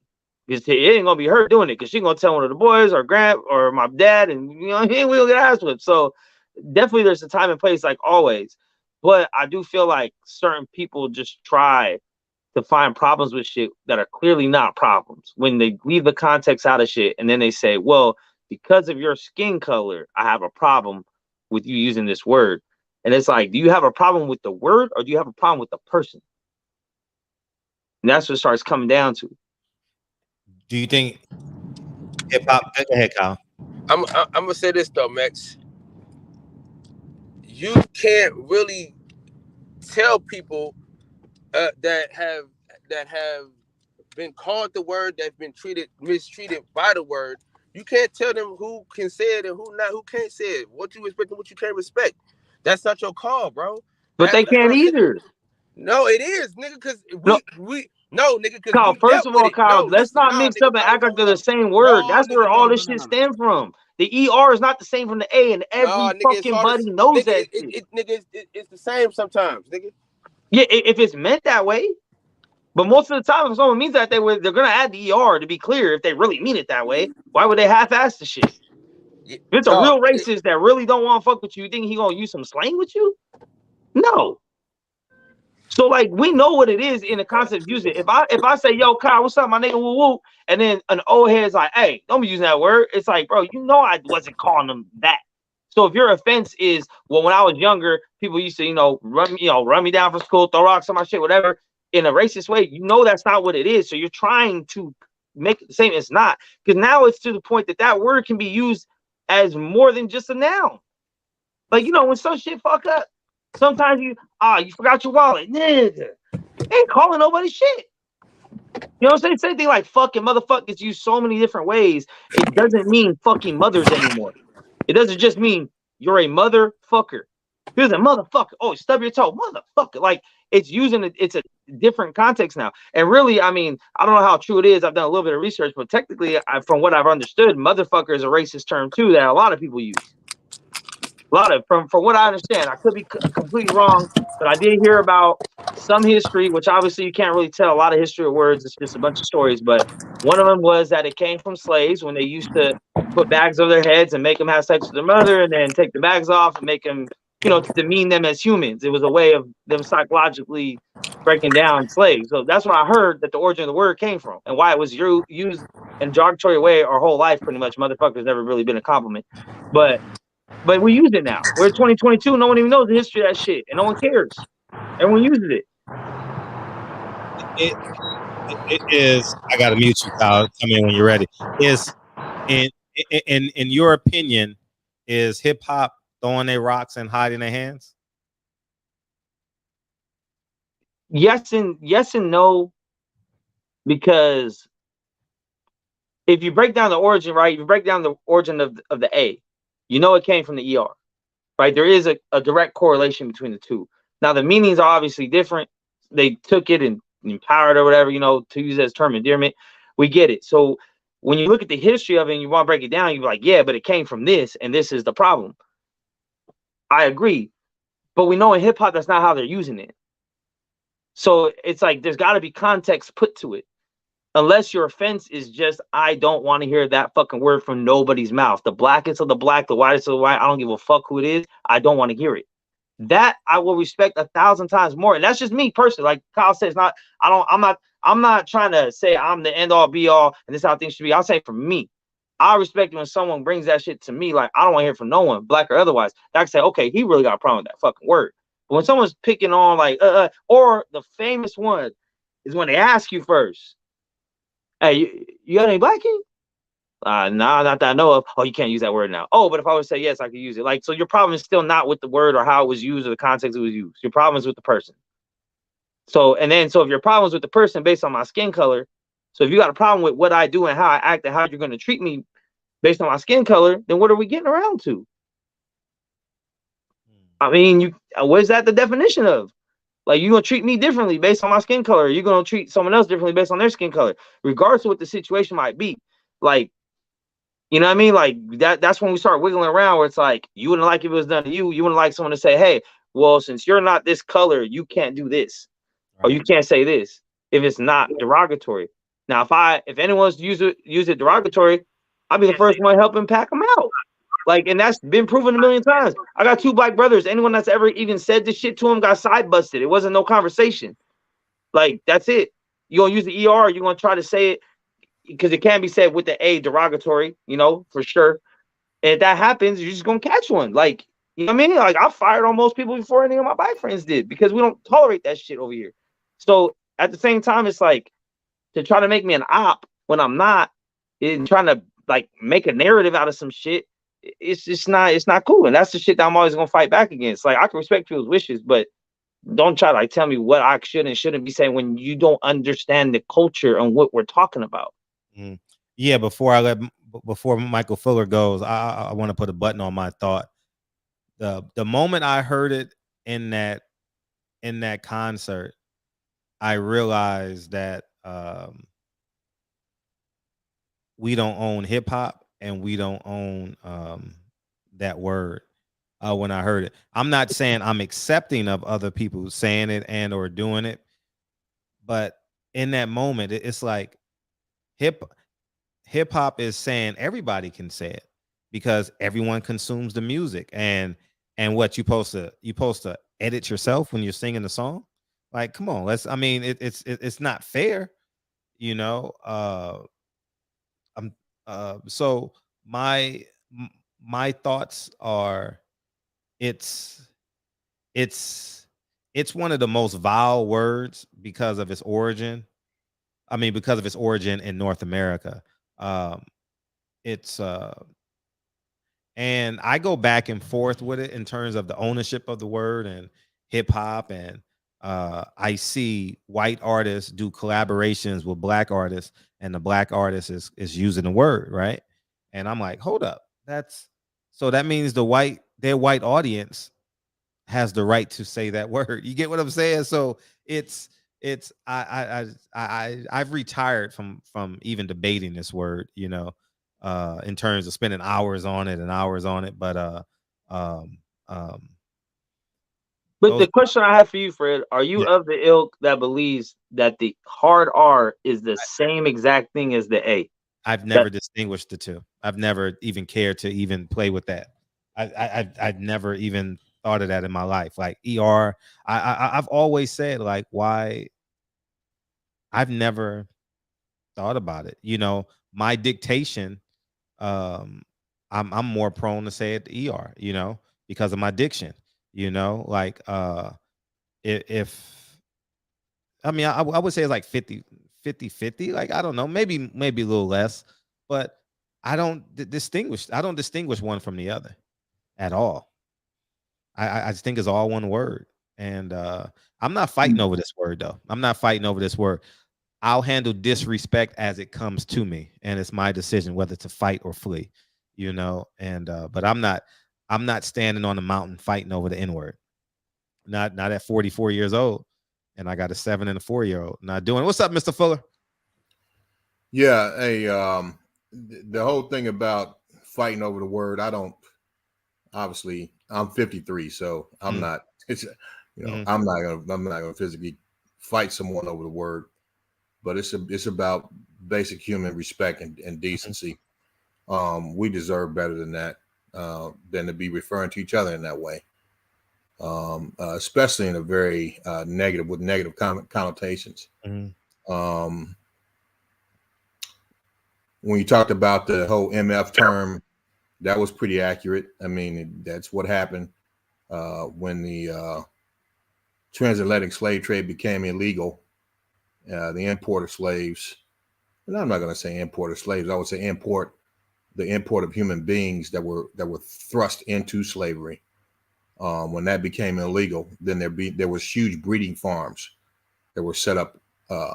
One of the biggest ones was in Richmond, Virginia, where they bred us like animals. And come on, man, think about this for a minute, okay? And these terms come from that reality. And we sit around and call each other that. Yeah, I don't like it when we use those terms to describe one another. But I understand that the psychological damage that's been done behind that term, it's been a way that we kind of try to take away its power or its sting. But again, we deserve better.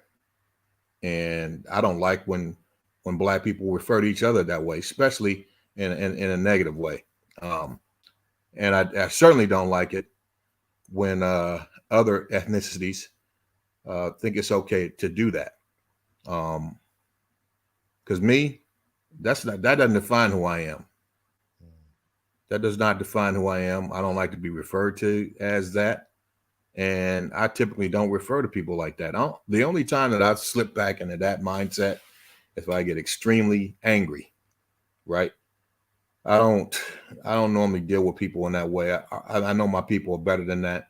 We deserve better than that, and we need to treat each other better than that. So I don't refer to other people of our bloodline and our descent with that term. So, I mean, each one, you know, each person has a right to do whatever they want to do. But I think, you know, this whole thing about being a generation gap, and that way is cool, and how California is so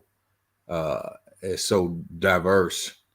If California is first of all, the generation gap thing, I would dare to say that if you go to some places, well, most places in the United States as a person of another ethnicity, and go in there using that word, the young pups will deal with you.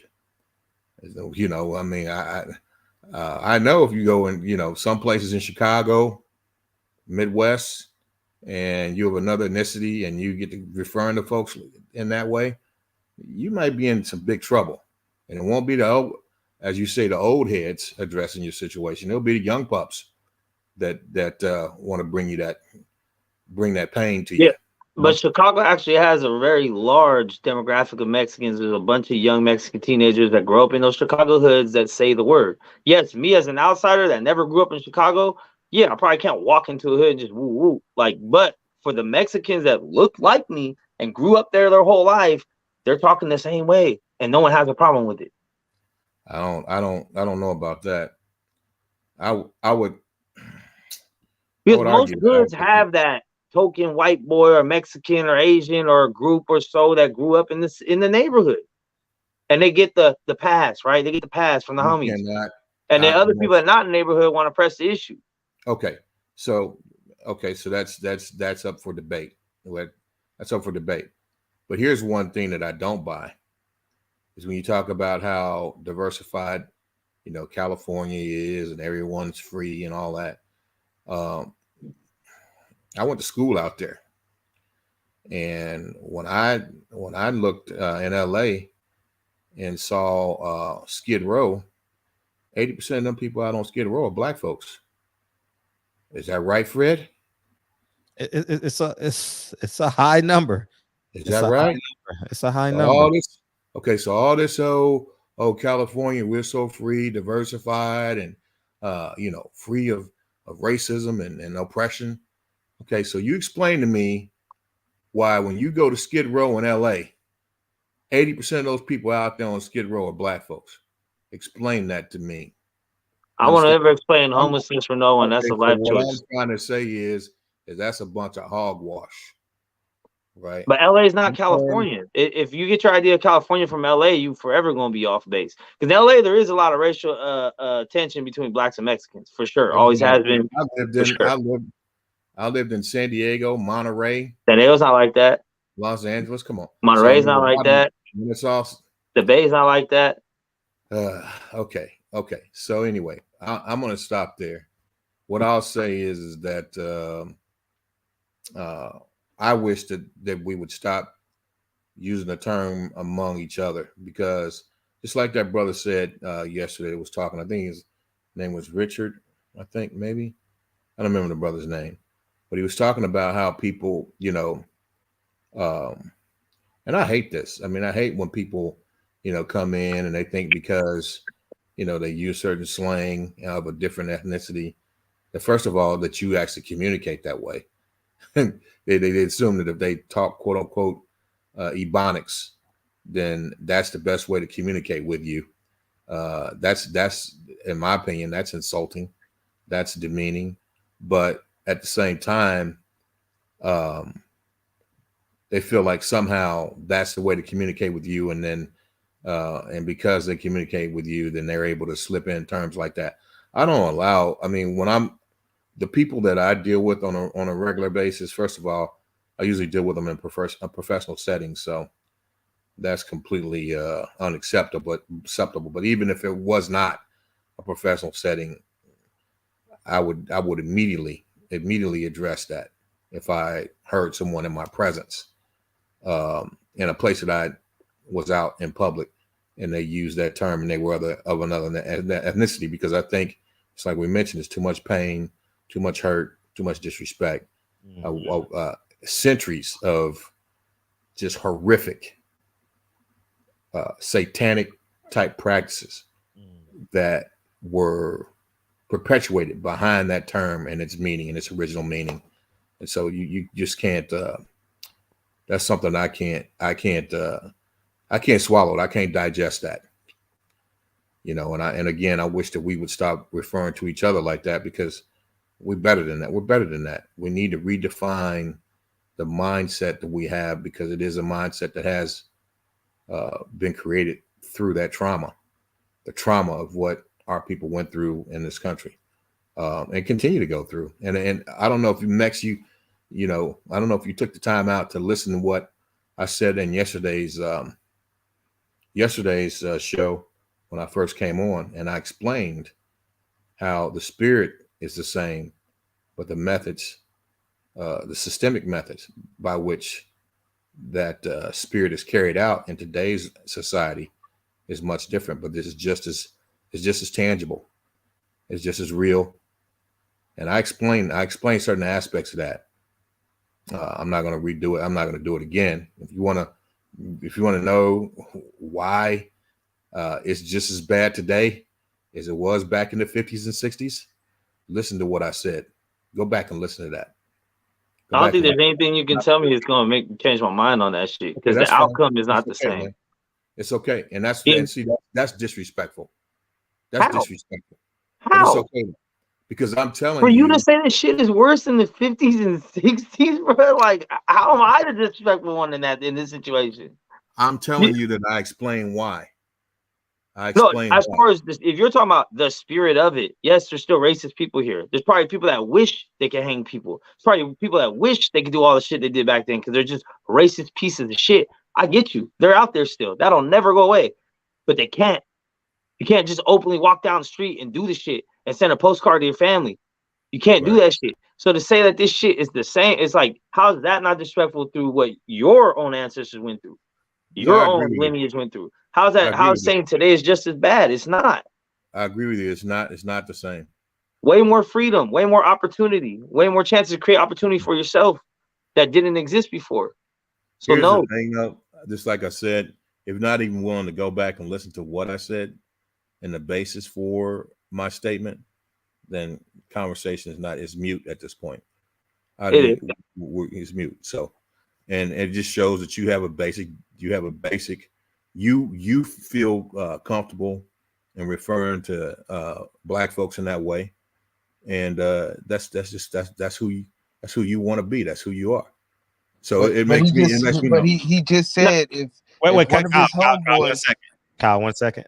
Main event 510. Appreciate you, Kyle. Thank you. I was born in the 70s and jumped off the porch in the 80s, and will never respect another race using the N-word. And Mr. Gumbo double downs and says, Mex, stop the cap. The Mexicans get caught using the word. Where I'm from in Louisiana, they get dealt with the young generation. Yeah, the bottom line is, when it's all said and done, the fact that I've hold that thought, Mr. Fuller. I apologize. I cut Kyle off. Go ahead, Kyle. Go ahead. The thing is, Max already said that if somebody says they don't want him to use the word around them, then he won't use the word around them. No, to them when addressing them. I'm not gonna walk on eggshells because someone else is in the room with me. No, but I won't direct it toward him. Like I told Mike, and Mike explained it, and he's an example of exactly what I talked about. He don't even like black people using it, so he feels very strongly about the word. That is something I can respect versus what other people have said. Well, it's because you're not black, you can't use it. And if they're black, I have no problem. He has a problem with the word because the origin of the word, I get it. You know, the origin of it, that he feels a certain type of way, that's cool.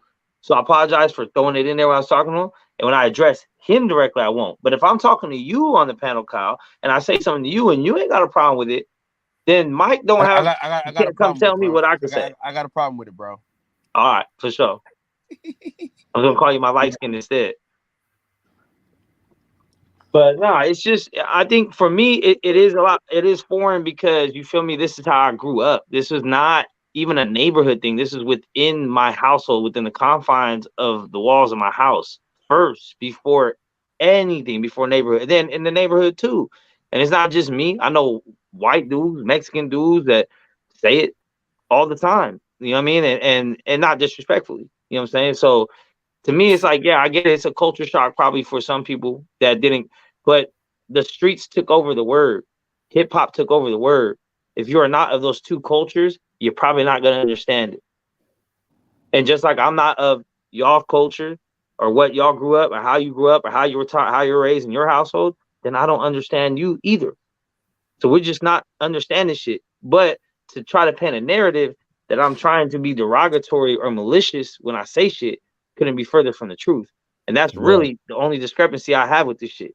Well, what I would say, man, if you go back and look at that video where and I don't know if you're even willing to do this, where you referred to myself and I think Deacon as well as, old ass ends or whatever. There was a bunch of vitriol and angst in your voice, bro. Yeah, there was. Y'all keep trying to press a hard line. All I said was hi to you guys. You guys started some shit. Very negative, very negative. I mean, it was the ER all day. No, it wasn't. ER all day. It wasn't. I'm talking about the vitriol and the anger and the angst in which you mentioned that, right? It's just like, you know. So for me, and I don't Okay. make the. So where do you think that came from, Mike? You want to take responsibility for your actions? So you think because I was talking to a black man that I'm angry at you being black, so I used old ass nigga and I meant it racistly. You don't think it had to do with me coming on and saying what's up to y'all and y'all start some bullshit right away? So I'm mad at your guys' actions. I'm mad at the way you guys choose to try to treat me on these platforms. That's where the anger is. Not in the language, not at your skin color, not the fact that you're black. Because if you were two white dudes, I would say the same shit. These old ass niggas trying to woo woo woo. It has nothing to do with the skin color when I talk about. I've never treated you any kind of way. I've never called you a spick or a wetback. Okay. I would have taken offense. Hold on. The only thing that I've said to you is this is the only thing I've said to you is that I don't appreciate the way that you minimize and trivialize the plight of my people. I don't like it. I don't like when you use the word. All right. And I definitely don't like when you use the word when you refer to me. I don't think that that's right. And as I respect your people and the people of your descent and bloodline, and I would never use derogatory terms to explain your existence and your state of humanity. I don't like when you use them to explain to communicate mine. My existence and my state as humanity does not condense down to being a nigga. You understand? Okay, so I don't like it. I don't appreciate it. And the fact that and that's the only thing I've said to you. So when you talk about mistreatment, if you're talking about recently, yeah, that conversation in particular. But I'm saying every time we get on here, you are the #1 greatest GOAT Hall of Famer of all time of making every conversation racial. It does not matter the subject matter. You are the king of slipping in some race. You're grilling people on race that don't even want to talk about the shit. Right. And it's just like, so, and then you get mad when we don't give you the answers you want, or we don't think the way you want, or not mad, because I'm going to say I don't feel anger coming from you, but you get like this condescending fucking tone, like nobody knows and everyone's wrong because they don't see things the way you see it, but you start the conversations. It's like you're setting up to knock down. Like, and it's just like, I fall for the bait a lot because I don't care. I ain't afraid of these conversations. I'm not all these other fuckers that say, I'm just gonna be quiet. I'm not gonna say shit because black people are mad at me. No, I don't care. I grew up in this shit. I'm used to this shit. I'm used to being the only non-black person in a crowd full of black people. I'm used to being the only non-black person in certain hoods or certain parties or on the team and shit like that. So I'm used to what comes with this shit. I understand it. But at the same time, it's like you can't keep pushing a hard line on someone, pushing, and then you don't like what you receive and try to become the victim by it. You're the perpetrator, not the victim. No, what I'm trying to say simply, Max, is that you have the right, okay, based on your heritage, your bloodline, the people that you descend from, you have the right to not want to be called derogatory terms. You have that right, right? So if I'm running around here using those terms, I don't like repeating them. You know, I've used them. I used them already today to describe American folks or Mexican American people. If I was using derogatory terms to do that, you have the right to be offended by that. And I, as a person who needs to respect other human beings and their position in life, I am not supposed to use that term if it offends you. I don't need to go through and justify it and say, oh, because I use spick with a K and not with a C. You understand? Or I didn't put the K on the end of the back when I said wet back. So then it's okay. Right. That's a horrible analogy because there are no words. It's the same thing. Look, I asked you guys this question again. I'll ask you again since you guys are so intelligent. Name me one other culture that has ever taken a slur, switched it around, and made it a term of endearment. Mexicans don't call each other wetbacks. Mexicans don't call each other spicks. And they don't call people of other cultures that kick with them, oh, that's my spick. No, they don't say this shit. They say we, primo, maybe paisa, I don't know, but they don't use something that was a slur. Jews don't use kike in any kind of term of endearment in any culture, in any way, in any generation. This is unique in itself because of how it is taken now versus how it used to be. There's no other word like it. There's no other culture in which they flip the shit. You know why there's no other word like it in no other culture? Because no other culture has been through the things that my culture's been through in this country. You understand? And it's not your place to normalize that. And to feel it's your right to take that unique culture that applies just to us based on what we've experienced in our reality here and make it your own when we're offended by it. You understand? It's unique because it doesn't apply to you. You know, it's kind of funny. It's kind of ironic, though. And I think, bring full circle. It seems like everything you dislike about me was taught to me by your people. So maybe you should be mad at your people. I don't dislike any human being. I dislike the way I see things, the way I talk, the way I act. It all came from your people, from my lifetime of being around your people. So maybe you should be mad at your people for letting outsiders in and for letting outsiders use the culture and listen to rap music and kick it in the hood and join gangs and do shit like that. Do you know the difference between right and wrong? I do. You know the difference between right and wrong? I do. And I don't feel like I'm wrong. So is it right for someone to tell you that your actions are offensive and for you to continue to participate in those? Is that right? I'm just asking you. Is it right? It depends. It's a case-by-case basis. Just because someone says they're offended doesn't mean they're right, and I need to do what they say. If they can explain, hey, this is where you offended me, oh shit, my bad, brother. I'll make sure it don't happen again. That's different. And like I told you, Mike, I told you yesterday, and this shit's gonna be on video for the rest of the time. I will not address you with that word if that's what you prefer, and it won't happen again. And y'all can keep track of it, document it, clip it, whatever. Since I said that, I ain't did it yet, and I'm not going to. So between me and you don't like it, I won't use it with you. But you cannot dictate how I talk to other people if they're accepting of it, or vice versa. No, I don't. I'm not trying to dictate how you address other folks. Okay. I think that what's going on is similar to what the brother was talking about yesterday. A lot of I don't appreciate the use of the term. I don't appreciate the use of the term amongst Black people. And I don't appreciate other people using it. And that's it. And I respect your stance on that. My bad. Go ahead, Dean. Yeah. Hey, what's good to the panel? Salute, Deacon. Yes, Mike Fuller, Max. Yeah. What's up? Hey, before we even get into this, Deacon, I hope you and your family safe out there in Florida. I know y'all are going through it right now. Appreciate it. Yeah. We blessed. Yeah. Appreciate that. I just want to have a earnest and civil conversation. Hopefully we can come to a resolution and let this be a moment for a lot of people. Because I heard something that a young man said on the platform, and I was not able to get back on last night to address it.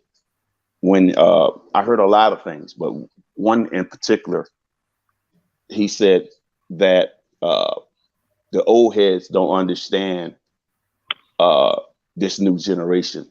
The new generation have taken over and we run this ish. Okay. Listen at me. And I say this from my heart. I love my people. We from the same family. We are the same family. I wouldn't want to come from no other people. All right.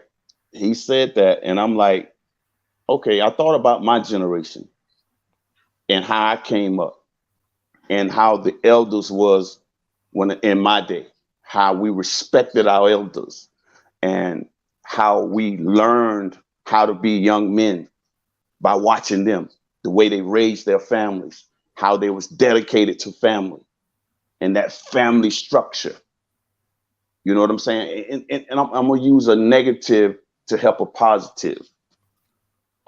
Even when cats went to jail back in the day, right? When they got out, it was almost like they was coming home from college. It was a celebration. Everybody was glad to see them. There was barbecues thrown, money put in your pocket and setting you up so that you can be all right, right? But this day, it's done flipped. Young men are making babies and kids are fatherless. And it's at an all-time high. And it seems to be with no care. The murder rates that went up through the roof. Things like this I don't like to talk about. A lot of things I rather talk in code, but I think that this done going on long enough where we have to be blood raw about these things. We have to just, hey, if the conversation gonna be had, let's have it. This new generation is moving with no respect, no self-respect, and I'm not talking about all, because I know some young jits that's got it going on, got it absolutely going, and I'm so proud of them. But it's so many that think that the way it is there's no racism. Everything is cool. We can allow certain people to come in and disrespect our people, and then they'll side with the folk who just disrespected somebody from your same family that looks just like you, and you will side with the other people and say that you old heads, you're disrespectful, you're out of touch.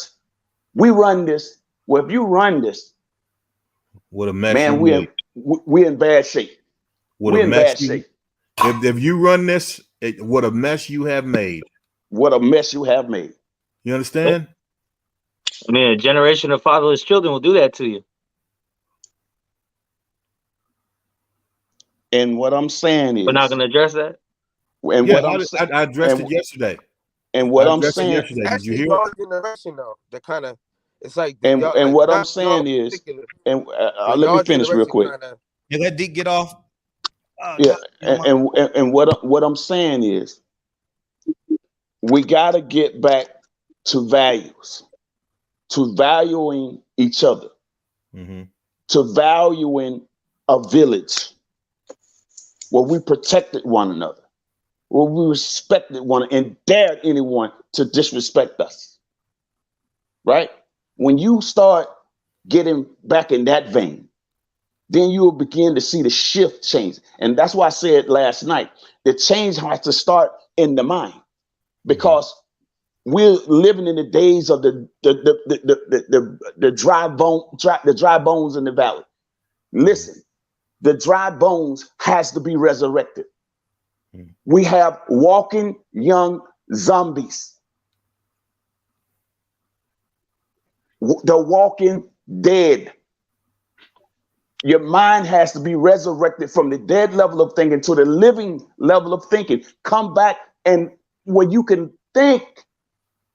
Because right now, your thought process is so in the dark till you can't see and understand some of the things that you believe that you think that you understand what you're saying. But your actions is self-destructive. And you embrace self-destructive behavior. And you tell the ones that's trying to point it out that you're old heads and you're out of touch. But look at the path you're going down. Look at the legacy that you're leaving for the next generation. And I heard that they love to say that the old heads won't take accountability, that we always want to be the victim and this and that. Well, okay, if that's true, the same fellow that I heard say that, then a minute later turned and said that we are to blame for the way that they are because we failed them. Where's your accountability? My brother Mike just asked, do you know right from wrong? Where's your accountability? And I take that statement and place it on our people. Where's your accountability? Do you know right from wrong? You're going to blame us because you are living in a chaotic state of mind?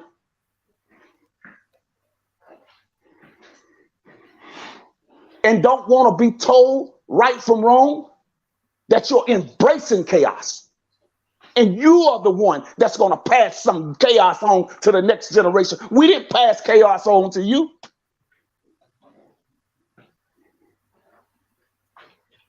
Understand the system that you're living in, that design a system that would cause this. I keep saying impoverished people is a starving people, and a starving people is a desperate people, and a desperate people is a dangerous people. I'm gonna tell y'all something. I'm gonna tell y'all something that a lot of people don't know. If you don't live in these streets, and I say this, whether you're active or no longer active, if one thing about the streets, if you ever been a part of the streets, even if you're no longer active, even though you're no longer there, you still have a existence in the streets, whether you want it or not. If you have made a mark in the streets, you're going to be forever connected. It's like a baby. Understand this. And the reason why I made the statement last night about millions of our people will never make it out of this.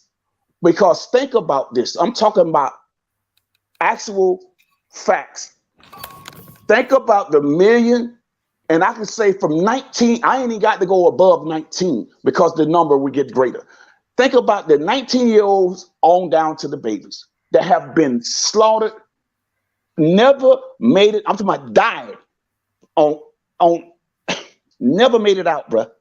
And think about every 2 decades, every 20 years, the same thing, chaos and carnage and death. That they never made it out of the ghettos. That was designed to keep them in it. And we're not doing anything to shake this off, to bring our mindsets back together, the renewing of the mind, so we can think ourselves out of this. When people say we don't want to hear about the past, because if you don't hear about your past, then you don't understand who you are, where you come from, what happened to you to prevent it from happening again. You're just the walking dead and in a chaotic situation and don't want to be corrected. I'm done. Hey, my bad. That was great. I mean that. Hey, that needs to respond, Mike. That Birdman needs to be recorded. That needs to be recorded. Thank you, brother. It is recorded. Birdman. Thank you, brother. And played again every day. So look, guys, I know I tend not to pay attention to the comments. Like I was reading them yesterday, but at the end of the day, man, just because I'm not like Mex not like me, we're from different races. But at the end of the day, are we going to be Negroes all our life, or are we going to be human beings? Are we going to keep setting ourselves back? Like, I mean, am I not making sense to you? Because we can't say 1 minute we're Christians, then at the end of the day, we go into a group of being just black. I know the nigger word is not a good word to use, period. But nigga, on the other hand, yeah, a lot of these young guys use that word, but it's like the certain people that couldn't say that word in front of these, like certain groups, they're saying it in front of each other and they're getting along. So I can see what Mex is saying about that part. Did you just hear what Deacon said? He just put out a man. He gave you. I listen to Deacon, and all respect to Deacon, but at the same time, okay, if we're gonna let the nigger word hold us back, then what about this bitch word? We got to go ahead and get that bitch word out the way too. Because I'm pretty sure the same guys that aren't using the nigger word, they're using the bitch word. So we're gonna get down on people for using that word too. Of course, anything that demeans us as a human being and demeans our human status, right? It's not nigger good. Or nigga. Which one? Both. You understand? Both. Okay. I mean, I can't really add. Stop both. I cannot add to what Deacon just said. I mean, I don't think he could have said it any more perfectly. And you didn't pick that up. He dropped that diamond. He dropped those diamonds and gold of wisdom down, and you didn't pick that up. Yeah, that's just words holding us back. Because at the end of the day, wow. I mean, I'm a child. You didn't. I'm a child of God. So at the end of the day, that let me know that you wasn't paying attention. And you heard me, but you wasn't listening. See, every time we speak, you guys want to argue with us. Can we not? I'm not arguing, brother. What I'm saying is, brother, what I'm saying is, right, brother, I love you. God knows I do. I love you too, Deacon. We're not going to always agree. No, that's fine. But what I'm saying to you, brother, if you just didn't hear what I just said, brother, that to me, that you had already had a mind made up about what you wanted to say to respond rather than listening. You heard me, but you didn't listen because your mind was made up you had a response for me already. You had a response rather than sitting down listening to what I was saying. I was just listening. Okay. I was listening to you. I was listening to you, but I'm just coming out with my own. And that's exactly what I'm saying. Of the word Negro. For you to say that you're a Christian, yeah, and to have that man just put down, that was godly wisdom, bro. What he just told you. I'm not debunking what Deacon said, but I'm just saying, go ahead. If you didn't pick that wisdom up, what he just dropped down at your feet, I'm speechless, bro. I can't even comment on it. That was wisdom. That was wisdom straight from the throne. Yeah, but every generation, what I'm trying to say is every generation is not going to be the same. There's strong-minded people in every generation. You can't just say something and assume people to drop off and think how you think. People think differently. And people change differently too. Okay, that nigga word's going to phase out eventually. So we're going to be on to the next thing that's holding us back. I know it's a bad word. Can I say something to you real quick, Bert? Yes, sir. If you was listening to me, you never heard me mention anything about where I just honed in and made that whole speech about the N-word. And that's what I'm saying. Hear me what I'm saying. You were so locked in on responding about the N-word till you missed the whole message. Actually, I didn't. I heard you, Deacon, but I'm saying that I was coming in my perspective of last night and just topping it off because I had a lot to think about. What I just said, not last night. Can I say this though? People think they're thinking. Everybody's thinking processes differently, man. Okay, we can't just force people. I respect that. Okay, we can't force people to think how we want to. It'll take some time. Maybe people get it. Some people won't get it. Maybe like I didn't probably get it. But at the same time, I'm just saying we got to be compassionate and like the word I'm looking for. We just can't be held off on like certain things that keep us down. Hey, Birdman. Yes, One sir. of the things that keep us down is that we just keep not getting it. You understand? We just keep we just keep not getting it. I mean, what I'm trying, and it's time for us to get it. You understand? And it's no better time to get it when somebody lays it right at your feet. Yeah, but I'm differently though. I think that if you're gonna be considered a Christian, it has to be for all people, which I did say that, but I'm saying it's got to be for all people. But everybody uses that word. We know that. But at the same time, we got to quit letting things hold us back. You're a Christian, right?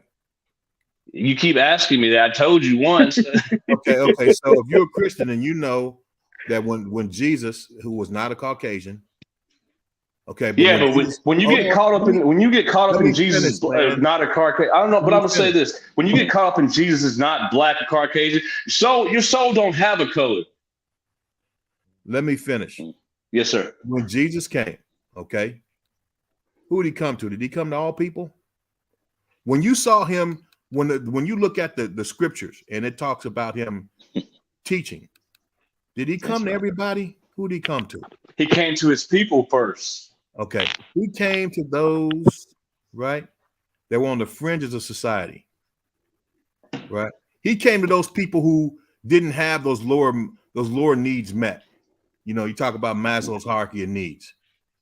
That's why when he taught that on the Mount of Olives, when he came in and taught those folks, he did one thing: he fed them first. Why? Because they were hungry. He came to the poor, to those who were downtrodden. The least of these. You understand? He didn't come to everybody. He didn't come to everybody. So, I know that, but our job is right now when we're addressing what's going on in society. We're not addressing people who got it made. We're talking about those people who don't have it made. Those people we talked about in LA that out on Skid Row, 80% of them are black. Tens of thousands. But homelessness is a lifestyle decision, though. People want to be homeless, so they are. Wow. Okay. Can I say this? But when you know, after Jesus talked to those people, he made it a way it's for all people now. We can't just not think about other. But it's our job to teach them, and it's y'all's job to teach us. We learn from y'all. Y'all learn from us. Yeah. Not everybody's going to have the right answer, but we're trying to learn from y'all. But y'all get irritated at us when we try to say how we feel, and so y'all just think we're trying to disrespect y'all, and we're not trying to disrespect y'all, but some things that work for some people ain't gonna work for others. it's really not about disrespecting me because you don't really know me. No, but I want to respect you, though. What I'm saying is my problem is when you disrespect the truth, right? When you don't, the truth is laid before you. That's what you guys do all the time. We telling you what you, it is, and you're saying it's something else. And you don't pick it up. At some point, we got to pick it up, Bert. At some point, we got to pick it up. We got to get it. Hey, I'm still learning, but I judge myself as an individual, and I'm compassionate to the human race. I don't care what color you are. I hate it when my race gets done wrong, but at the same time, it's for the human race. I can't half be a Christian and just care about my own people. I care about all people. What do you think this is about, man? What do you think about? I like that, bro, man. I'll fuck with you, bro. What do you think this is about? When we talk about the condition of black people, the only reason we're talking about that because we're the worst off. Okay, but but at the same time, a lot of people go through struggles, but the thing about it is we can't just sit there and dwell. We still got to keep climbing at the same. Go ahead. Did you see the statistics that I talked about yesterday? I talked about the wealth gap. Did you hear them? At the end of the day, do you want to say you care about money? I made it with nothing, and I still don't care. Money doesn't make life hard. I didn't just talk about money. I talked about the 300,000 black and brown babies that are aborted every year in this country. 300,000. And guess where they're at right now? They're in heaven. They don't have to worry about this stuff. I talked about the reality that the population right now, only 3.5%. Black men only represent 3.5% of the population that's old enough to go to prison. 3.5% that are old enough to go to prison, but we make up 35 to 40% of the prison population. I talked about that. I talked about a second enslavement period that's happening in this country, right? What I'm saying is that you look at the human. Okay, so you heard all that. So you look at the human body. You look at the human body. The human body is like the human family. You take a body, right? The human family, right? Everyone's involved. Everyone's a part of that human body. We're going to take a look.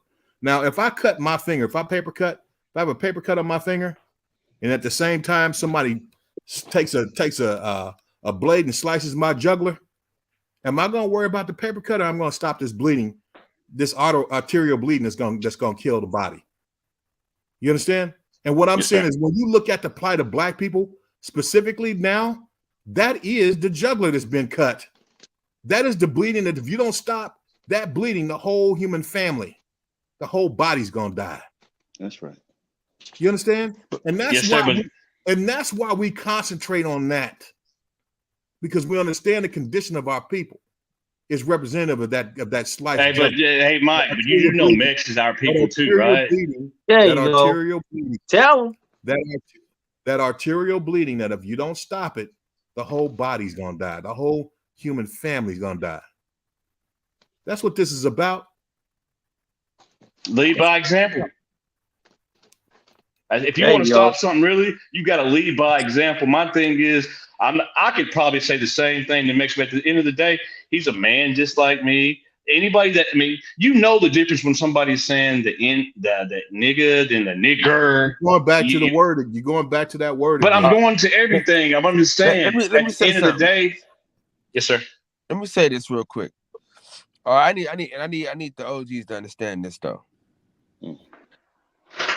Mex is more of our people than some people that are darker than Fred. Wow. I'm just keeping it 100 with you, bro. Like, y'all keep saying like our people, but just because the motherfucker ain't black don't mean he ain't he don't accept the plight of black people. Like, he might not understand the whole thing. He might be a bootstrap kind of guy. Hell, I'm a bootstrap kind of dude. But at the end of the day, it's like, bro, there's a bunch of black people I hate. And that's sad. I would way rather have Mex over on this conversation 10,000 of these niggas. I'm just being honest with you. But like y'all get so caught up in like what he looked like and all that. But it's like, can I say something to you, Kyle? Go ahead. Wait, before you go, Deacon, let me get rolling in. Okay. I'm in my 30s, so I'm a millennial, and I'm a black man from California. Non-black, such as Mexicans, don't randomly go around calling black men the N-word. and they know better. Spick, honky, or barely slurs. Right. Go ahead, D. Kyle, there's a pastor, a white pastor, and he been moving with the civil rights leaders, like Al Sharpton and guys like that. And there's a thing about he understands the plight of Black people because he stands up, And I dare to say, who gives a damn if he understands the plight of Black people? Where's the empathy for Black people? Where is a system in place systematically that can change the plight of Black folks by the leaders of white folks coming together with government to change the condition of Black folks? Then you'll show empathy with your understanding the plight. Because to me, it's only lip service without change. You understand me? So when you say Max understands Black folks, who gives a damn about what he understands? There's no empathy, because after my brother Mike have pleaded with him, he still refuses to back down. He refuses, and I don't dislike this man. You understand me? But the fact you think I should back down is not going to make me back down, though. The fact you have a mentality that I should back down. See, this is what I'm saying, brother.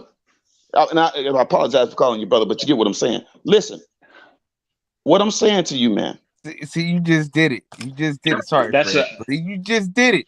See, that's what I'm saying, bro. Like y'all throw uppercuts, jabs, haymakers, and then when the motherfuckers when the motherfuckers say something back, it's like, oh, respect the. Okay, what did I say disrespectful, Kyle? What did I say disrespectful? You just said you just apologize for calling this man a brother, bro. Like. I'm gonna tell you. I have reasons for everything I say, and I'm gonna give you one, right? And this is true story. One day I was talking to a white cop. They had them flooded the streets, and they were standing out there. You know how with the gloves on, they looking to hurt something. And I said, brother, what's going on out here? I'm not your fucking brother. I said, hold on, man. I apologize. I said that out of respect to you. Well, I'm not your fucking brother. Okay, I apologize. I'm just trying to see what's going on out here because I care about my people, and I'm coming to ask you what's going on. He's just keep it moving. This has nothing to do with you. Okay, I apologize. I'm off. So I apologize because you know what? I was out of place because I didn't see somebody look like me, and I called him my brother, and he disrespected me because he had an agenda. He was out there to hurt Black folks. And I'm not saying that that's what Max is trying to do, but that has been ingrained in me from interaction with people who don't look like me. So yeah, I apologize for saying that. Hold on, Deacon. So it's okay for you to say some shit that's ingrained in you, but I can't say shit that was ingrained in me since a kid. No. That's not what I'm saying. And I didn't have a problem with you calling me your brother. So you didn't have to apologize to correct it. Listen, bro. What I just said. Listen what I'm saying now. What I said that incident was ingrained in me, right? A shock factor that was ingrained in me, right? That I didn't let go. I haven't forgot it. That was ingrained in me that night. So don't do that. Well, this shit is a love factor ingrained in me because the way I grew up, and I think this shows how that word came a long way. At one point in time, a derogatory probably one of the worst words you could ever tell someone. Where I grew up, it was the best thing you could ever call anyone. That if a Black person said, "You ain't my friend, you ain't my brother, you my Nick," that was okay. Can I be honest with you? And I say this out of respect for all my people, because no matter where you live at. I'm not saying this to disrespect nobody's turf, but what I'm telling you, brother, and I'm going to say it to you because you want me to call you brother. I'm going to say brother. You want me to call you brother? I call you brother. It's whatever, Deacon. Right. You brother. Listen to what I say. Hold on, brother. No. Because I upset Cal. I upset Cal when I took the brother back. So let me call you brother, Max. Because Cal got upset because I took it back. Hey, but listen. Hold on. Let me finish, Cal. I gave him back the brother. I gave him back the brother for you, bro. I'm about to leave though. All I'm saying is this conversation was emotionally draining for my birthday. Well, why are you on here? That's why I'm leaving. All right, big friend. I'll holler at you soon, brother. Happy birthday, Cal. I'll holler at you, dog. Happy birthday, dog. Now, listen, man. Happy birthday to you. This. Say it again. Go ahead, D. Yeah. This man has to understand, man. On my end of town, it don't have to be me. If he was to, and since you want, because I was trying to show to the young brother Bird, yes, sir, that for the young generation right now, in the way that these, not all young cats, because like I said, it's some young cats that's moving different, but it's a lot of cats moving like that with no respect, and like I said, I don't want to reiterate all that I said, but to Max, bruh, down here, if you was to say that, these young folks down here will have a problem with you, man. They will put hands on you immediately. I don't know if it's the area you live in. I don't know what it is, because you say you've been around a lot of blacks where you can do this. I'm telling you, bro, it ain't even got to be the young bucks. I know females bucking down here, bro. Yeah. Straight up. Okay. Straight like that. Now, and what I was finna say to y'all, hold on, and what I was finna say to y'all, if you came to my hood spewing the shit you spill, there's gonna be youngsters in your helmet too. So it goes both ways. That's why I said I don't live where you're at. I don't understand you. But I'm you don't built live for where all I'm at. that. You Max. don't understand Max, me. I'm That's built all for all that. to. But I'm not looking for that. But I'm built for all that, bro. But that's like, why I was, listen, what I'm saying. Listen, what I was finna say earlier about a situation that's going on with black folk that don't get talked about is, and it's sad, but it's true. A lot of young folk right now don't have jobs, but you know what their job is? Their job is to put a gun on you, shoot you, and if you make it, you make it. Kill you and take what you have so they can take care of their kids. The one that do take care of their kids, that don't have a job, will take your life for what you have. And I'm telling you, we living in a sad state of affairs here. I mean, it's done got so bad, bro. It's done got bad, man. And can I say this? And when I came up, it wasn't like that, bro. That's what the difference is night and day. Hey, let me say this? Can we let the new people get off? Can we yes, sir. You and then chaotic truth? Then we'll double back. We'll 180. It's sad. You told me to speak, sir. No, D. Mitchell was in here before you, so if you want, sorry, go ahead. You good? Yeah. What's up, chaotic? What's up? You can let him go ahead. You can go ahead and let him go ahead and speak. Okay. Okay. I want to point out a few things here, and salute to the panel. It's been a minute since I've been back over here. I want to briefly broach Deacon 305. I've only come in the last 5 minutes, and all I'm hearing is, in respect to you, Deacon 305, but you are an absolute liar. Respectfully. Okay. Hear me out. You know damn well your generation were nothing more than gangbangers and criminals. Right. Your generation was I'm assuming you're Generation X, or you're a baby boomer. Your generation were the most violent blacks ever. Okay. Let's stop the lies, sir. In the 90s and the 80s, when I was a kid, Black people were robbing, shooting, and killing each other. There were no magical Negroes in the 80s and the 90s. I'm not saying it wasn't no killing back then, brother. Deacon, hear me out. I was cool. Go ahead, brother. Go ahead. I'm not trying to knock what you said, sir. I rock with you. I've heard you before. But let's stop this magical Negro syndrome that we try to pretend that blacks were. We weren't like that, sir. Okay. Now, to the topic. Can other races use the N-word? I have said this before. I'm saying it today, and I will say it tomorrow. You gotta call niggas what they are, whether you're black, whether you're white, whether you're Asian. You're cool. Black people have. I'm sorry. You know what? I'll go on. Here it goes. Obviously, Michael, can you let him get off, man? Please, man. Okay. You gotta call a nigga what he is. A nigga. A nigga is a degenerate black. A nigga thrives on destroying the black community. A nigga thrives on creating havoc and chaos wherever he or she goes. A nigga doesn't care about the black community. They will litter.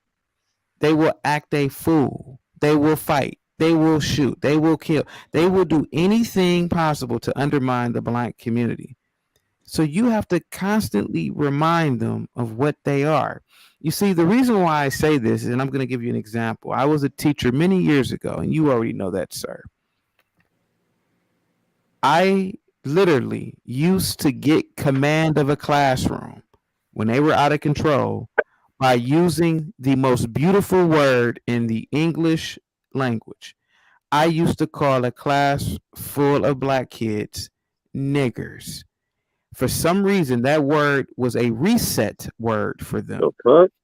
No, I'm sorry. Do you want me to go on mute so I can listen? I'm sorry. I must have interrupted you while I was talking. This nigga is okay. I'm gonna go on mute. I just say what the fuck. That's how I rarely call people coons. This nigga is. Oh, you gotta let him talk, Mitchell. We gotta let him talk. Let him talk. Classic coon. Here, go ahead. I got it. I'll take you out. Thank you, sir. Thank you. Because I want to be fair to everybody. Thank you. Now I'll bring you back in, Mitchell. And I'm almost done. You see, blacks, in my opinion, are very emotional and are very word driven.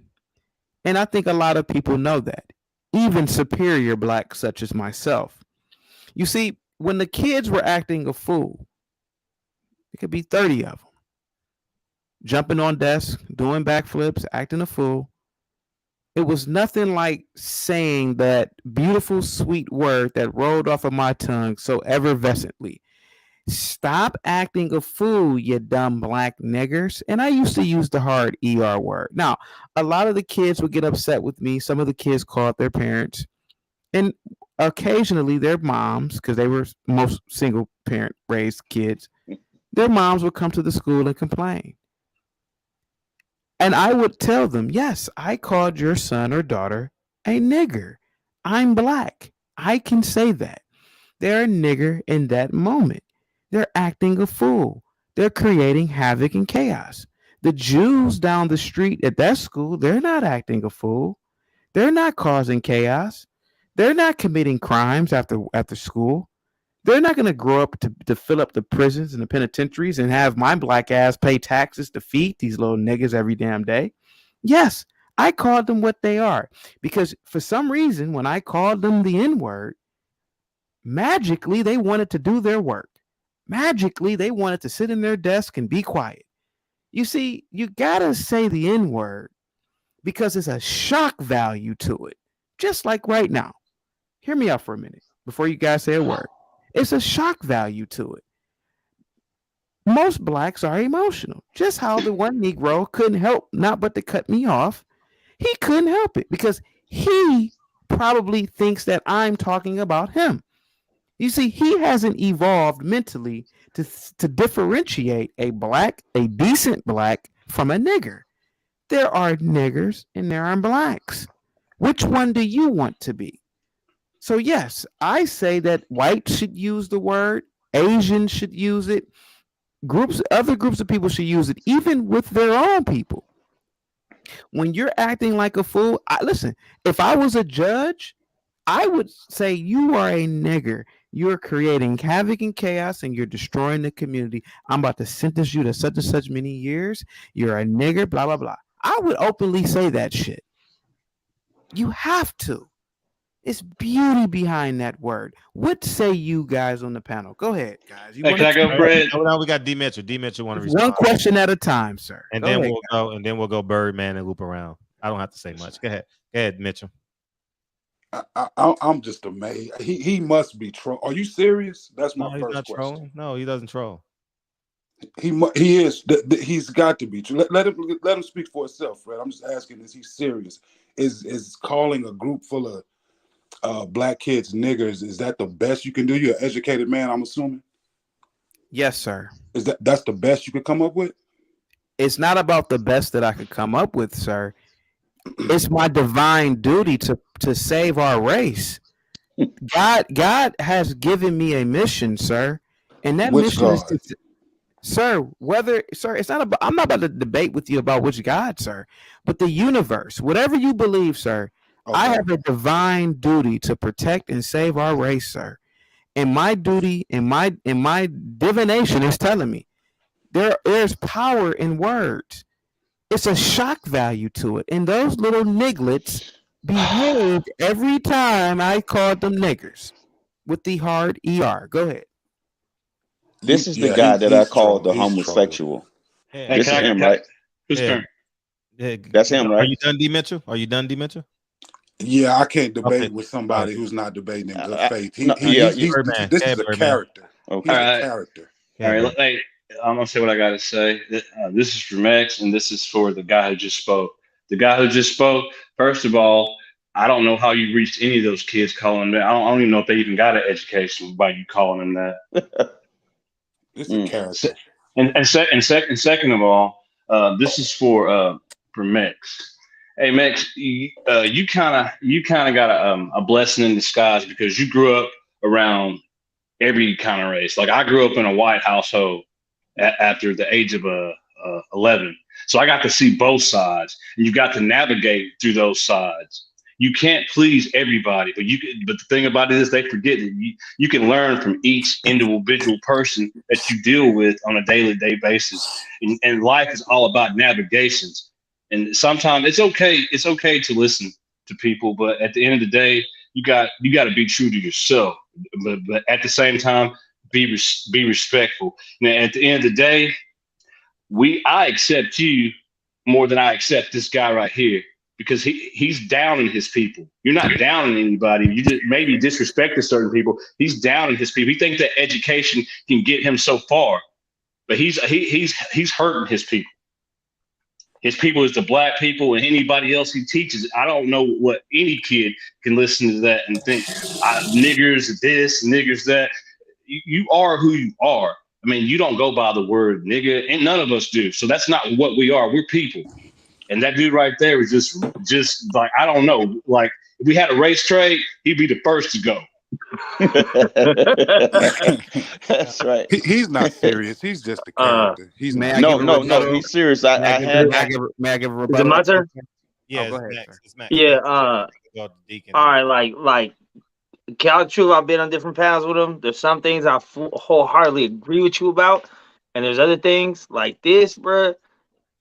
Never. And this is the type of shit I'm talking about specifically. If my niece or nephew was in that classroom, you would have got packed out, guaranteed. It's not a question. We all would have been in jail. It's cool. We fought cases before. We do a little time. Sit down. It's good. I know you're going to sue. I know you're going to call. It's good. But that's what's going to happen. And that's the type of shit I'm talking about. So when people try to put me in that category over there, that's where they have a big problem. You see the fucking difference. I would never use it. I don't even see that as being like a description for someone that's fucking around, someone that's not listening, and that means this. Like, nah. And that's why I said there's a difference in the ER and the A, which obviously you know because you may distinguish and use the hard R on the kids.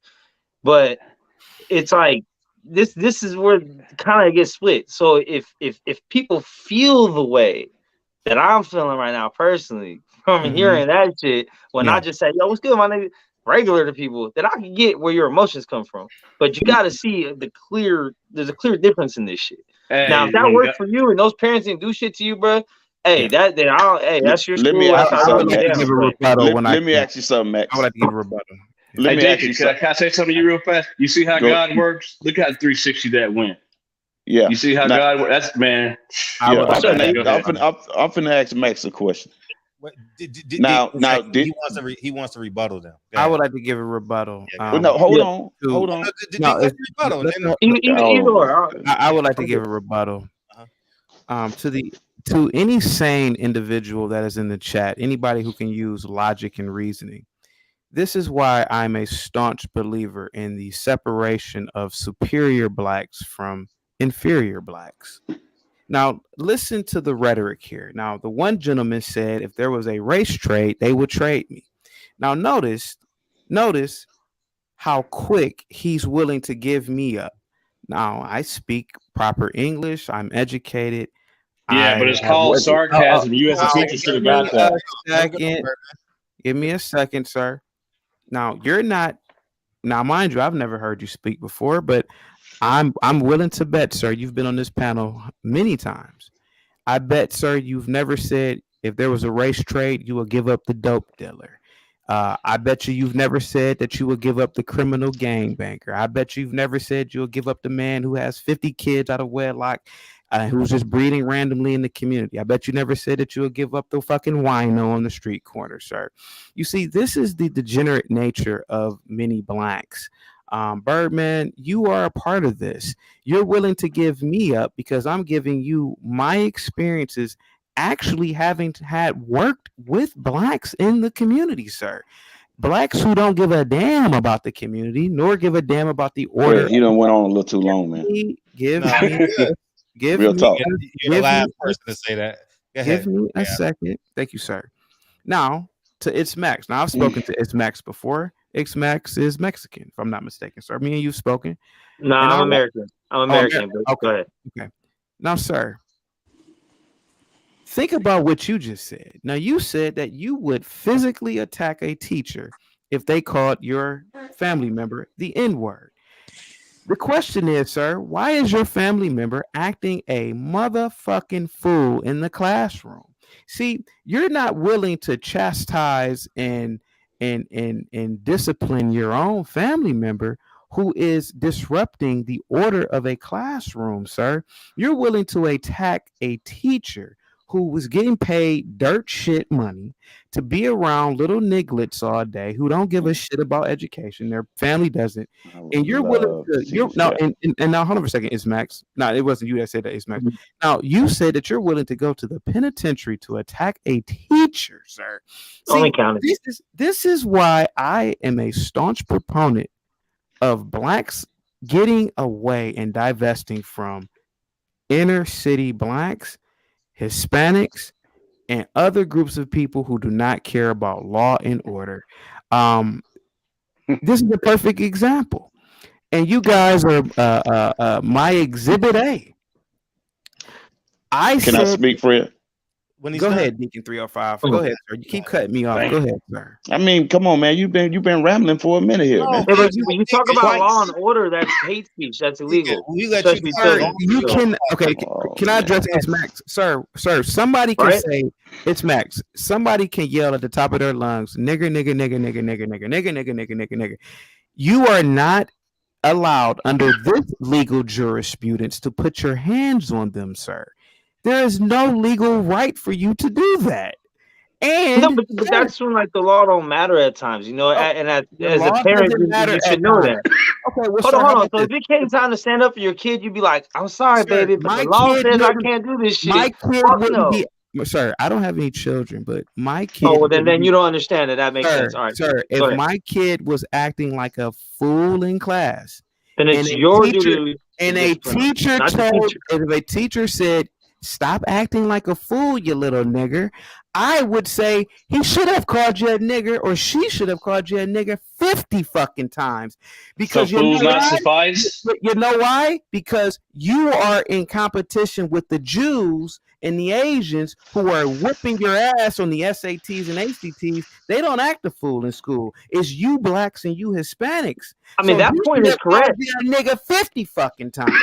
But that point is correct, but it still don't give it's, you whether it's correct or not, sir. I'm a little bit. I'm assuming I'm a little bit older than you, as Max. I think you're probably in your late 20s, sir. When I was in school, I'm 36. Okay, you're the same age as me. When I was in school in the 90s, sir, I'm not even bullshitting with you. I had white teachers say this verbatim. His name was Mr. Oswick. He said, "You guys right now are a disgrace to your race, your heritage, and your culture. You're acting like a bunch of N-words." This is what he said blatantly, and the black parents didn't bat an eye. And that made him right? We would have got packed out. We just got packed out of here. Sir, the class was acting a fool, and these people didn't have to be there, sir. And he was a good teacher. You're acting like N-words. He didn't say the actual word, but he said you're acting like a bunch of N-words. Wow. And I'm gonna say this. Why couldn't I don't he say care if he's a serial killer that should die. You still don't call him the shit. It don't matter. It don't matter the reasoning behind it. And then if you do, then you know what's coming with it, though. So you can't really be surprised. Let me ask you a question, Max. Do you have the same visceral ideology for the black man who's 50 walking down an inner city street drinking an ice house and he litters in front of kids? What are you asking if I have about him? Okay.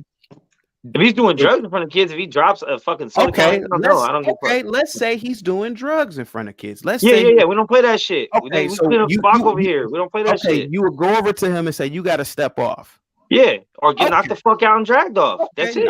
Okay, thank you, sir. That's all I need to hear. Thank you. So if you're willing to do that to that type of person, then I rock with you. Go ahead, sir. All right, well, let me get the super chat, then you can respond, Deacon.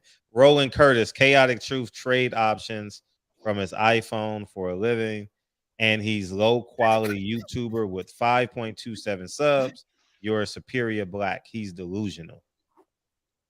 Well, Roland Curtis, why aren't you a superior black, sir? Why do I need to validate you? You're a man, sir. If you, why aren't you a superior black, Roland Curtis? I never said probably. Hey, you know what though? He probably is because he's a child of God. With that shit you're talking about, don't get you anywhere. Absolutely. So believe what you believe. I believe what I believe about myself. I didn't say anything about you. But you see the end of his sentence? He said delusional. So that's what you are. Birdman, let Deacon get off. Go ahead. Yes, sir. Yeah. Now, this guy came on. He didn't say hello to me. He came on and called me a liar. He just went in, right? And said that me and my generation was murderers and all of this, right? And then he said that he called little black kids niggers and niggerlets and all of this. And when their mothers, niggers. Come on, man. I didn't cut you off. He said the hard R. Every time I tried, right? And every time and what I was going to ask you, Max, is this: what I'm referring to him now. Now, when he said, when the parents came in, did you notice that he said the mothers came in? He didn't say anything about the fathers.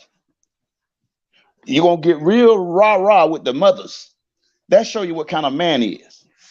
And when you spoke up as a father and said that what you would have done to him in response to that, what most cowards do, since he's going to call me a liar, I can call him a coward. What most cowards do is dial 911. But you want all the smoke in the world with a kid. You could call a kid all outside of his name. You gonna tell a man on this panel that you just called him a mother effer and all this here, and then say you a child of God, right? And then hold on, you talk about how educated you is. I know a lot of educated fools. Education don't make you smart. Because when you make dumbass decisions like what you're saying here, that don't show wisdom, brother. Can I give a rebuttal when he's done? Sir? No, let me finish, bro. Because you ramble for a whole minute here. Yeah, I'm just making sure I give a rebuttal to you when you're done. Yeah, because you the same guy that I crashed with before, and I apologize for crashing with you the way I did, because the way you came, I have never heard a black man Speak to, I mean, because if they think this is something, you came a little harder the first time, disrespected me and anyone who looked like us. And I'm saying to you, man, you say you on a mission from God. Listen, man, you have to know when you said to Max, now, if it wasn't Max, it was Bird, that he would, she said it to Bird, that he would throw out you, but he would accept the drug dealer. He would accept the bum on the corner. Well, hell, Jesus gravitated to the downtrodden, the prostitute, the wino. Jesus went to those who you say ain't nothing. But you say you're led by Jesus. Hold on. Jesus went to the ones who was in the muck, but you don't want nothing to do with the muck. So who is this Jesus you follow? Is it a new one? See, you coming, you trying to talk all educated, but like I said, I know a lot of educated fools. You're doing this here, and you do it. You're trying to be a shock jock, right? And saying things to try and propel you and set you up for white folks to embrace it. But guess what? When they see you, you're just another nigga. And even Don King told you, and he got real money, and he understands. He said, no matter how much money you accomplish, no matter how much success you accomplish, you still a nigga to these folks. So you can dismiss your own people all you want. See how far that gets you. Because at the end of the day, when it all comes back, you're going to need your people. And they're going to remember this. They're going to remember this. Because right now, a lot of folks like you don't think that it'll come back. Don't think that it'll come back. But you reap what you sow. You put this kind of energy out in the air, believe me, it comes back. What you put out comes back to you. You don't have to believe it. You live long enough, and I'm a witness to you. I'm a witness to you. What you put out comes back, and just hope you can survive it. Let my brother Mike speak. Are you done? Please. I'm sorry. Can I give a rebuttal, sir? Let my brother Mike speak. He's been waiting for a whole minute. Wait. Give me a second. Well, you probably want to rebuttal both of them because they're let my brother Mike speak. Yeah, you can rebuttal both of them if you don't mind. Yeah, he's gonna disagree with you as well. Yeah.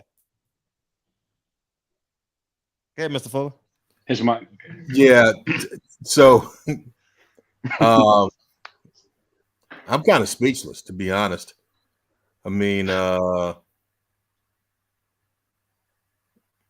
it's a sad thing, man. I listen to this young brother talk. It's sad. The whole thing of using shock value to get kids to do the right thing.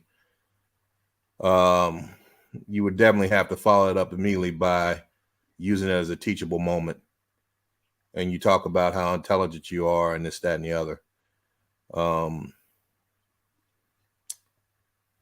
It goes back to some of the words you use with the superior black people and all that. You're talking like Uncle Ruckus. You're talking like a colonial, you're talking like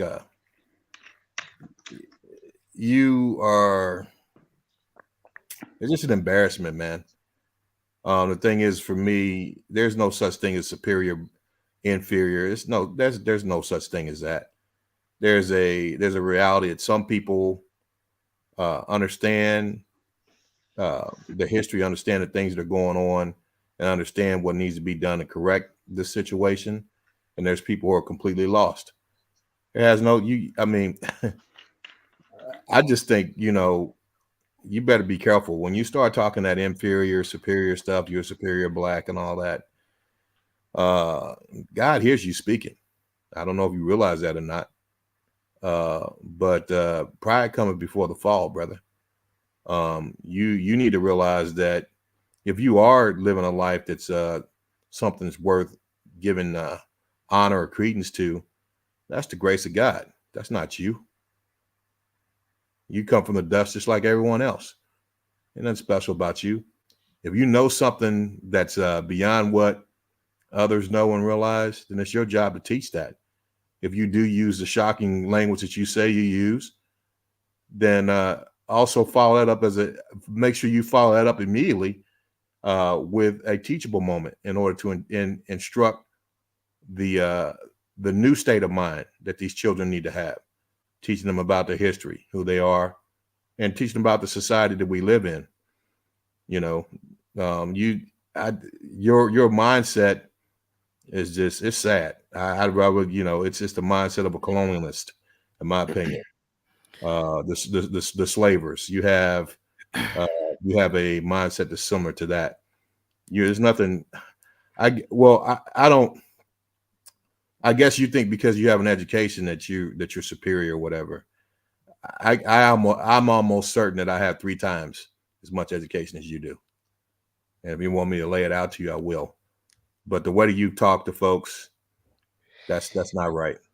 I understand if you want to use shock value to get someone to get the young folks' attention, but then you immediately, out of love and appreciation for who they are as human beings, you try to change their mode of thinking and change their hearts through knowledge and wisdom, through education. The Bible talks about you shall know the truth, and the truth shall make you free.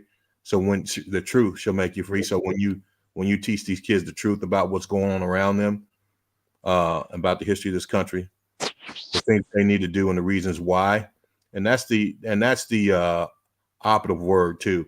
When I talked about this before, as an educator, I don't know what your discipline is, but if you know anything about mathematics, science, then you know one of the universal laws is the law of cause and effect, Newton's second law, right? And there's whatever we see, the realities that we see in our lives, there's always a reason behind. We see the effects, right? There's always a cause to the things that we see, and that's what you have to be willing to approach, attack, dissect, and communicate if you're going to be an educator. You have to understand the reasons why these things happen. Answer the question why. Why are you jumping around acting a fool in class?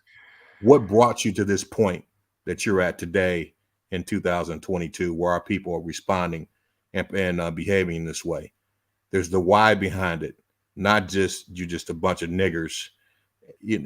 That's not an educated mindset. That's just looking at the effect without dissecting the cause, asking the question why. And that takes work. That takes dissecting realities, collecting facts, analyzing those facts, and coming up with viable solutions or conclusions to what's going on.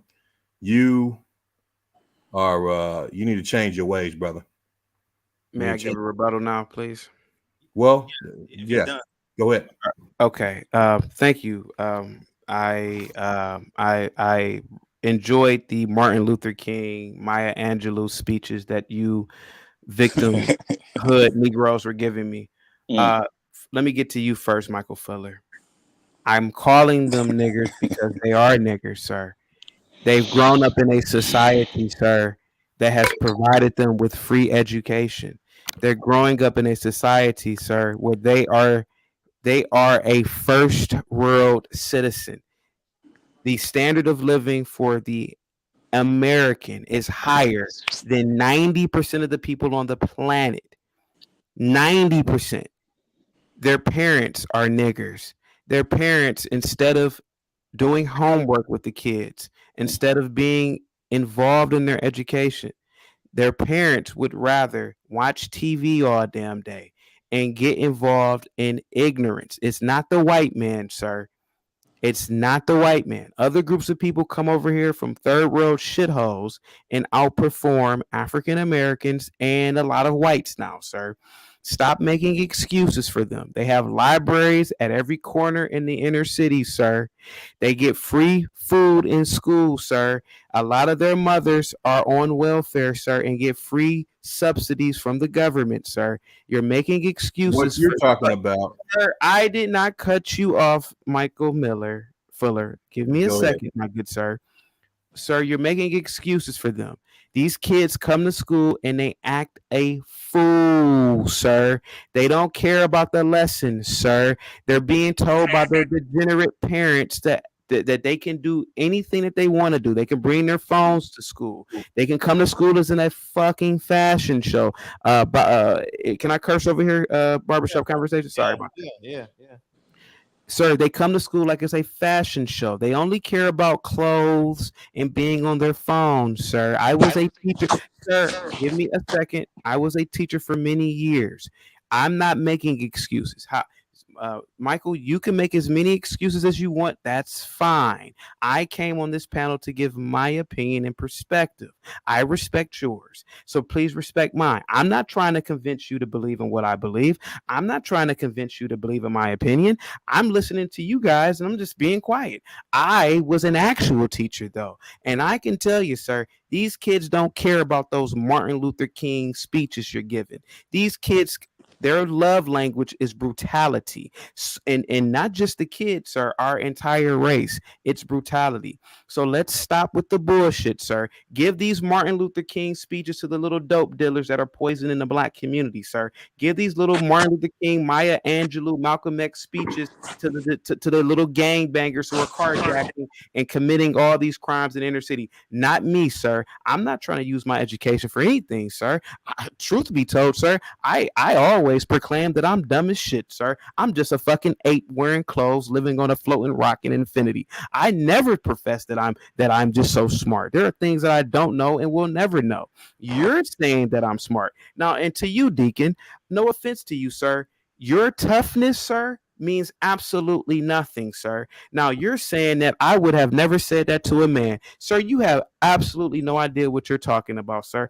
I literally, sir, was just giving an example of many of the kids being from single parent households where the mother was the sole provider. But there were plenty of times when the father came up there, pulled me to the side and said, yeah, man, I'm glad you hard on these kids, because they even know that the kid is a badass little bastard. They know that, sir. Sir, you being tough, sir, did not stop the white man from conquering your black ass. You being this street tough shit that you niggas talk about didn't stop the white man from coming into Africa and colonizing you. Where was all this toughness back in the 30s and the 40s and the 50s? You know what, man? You a sad.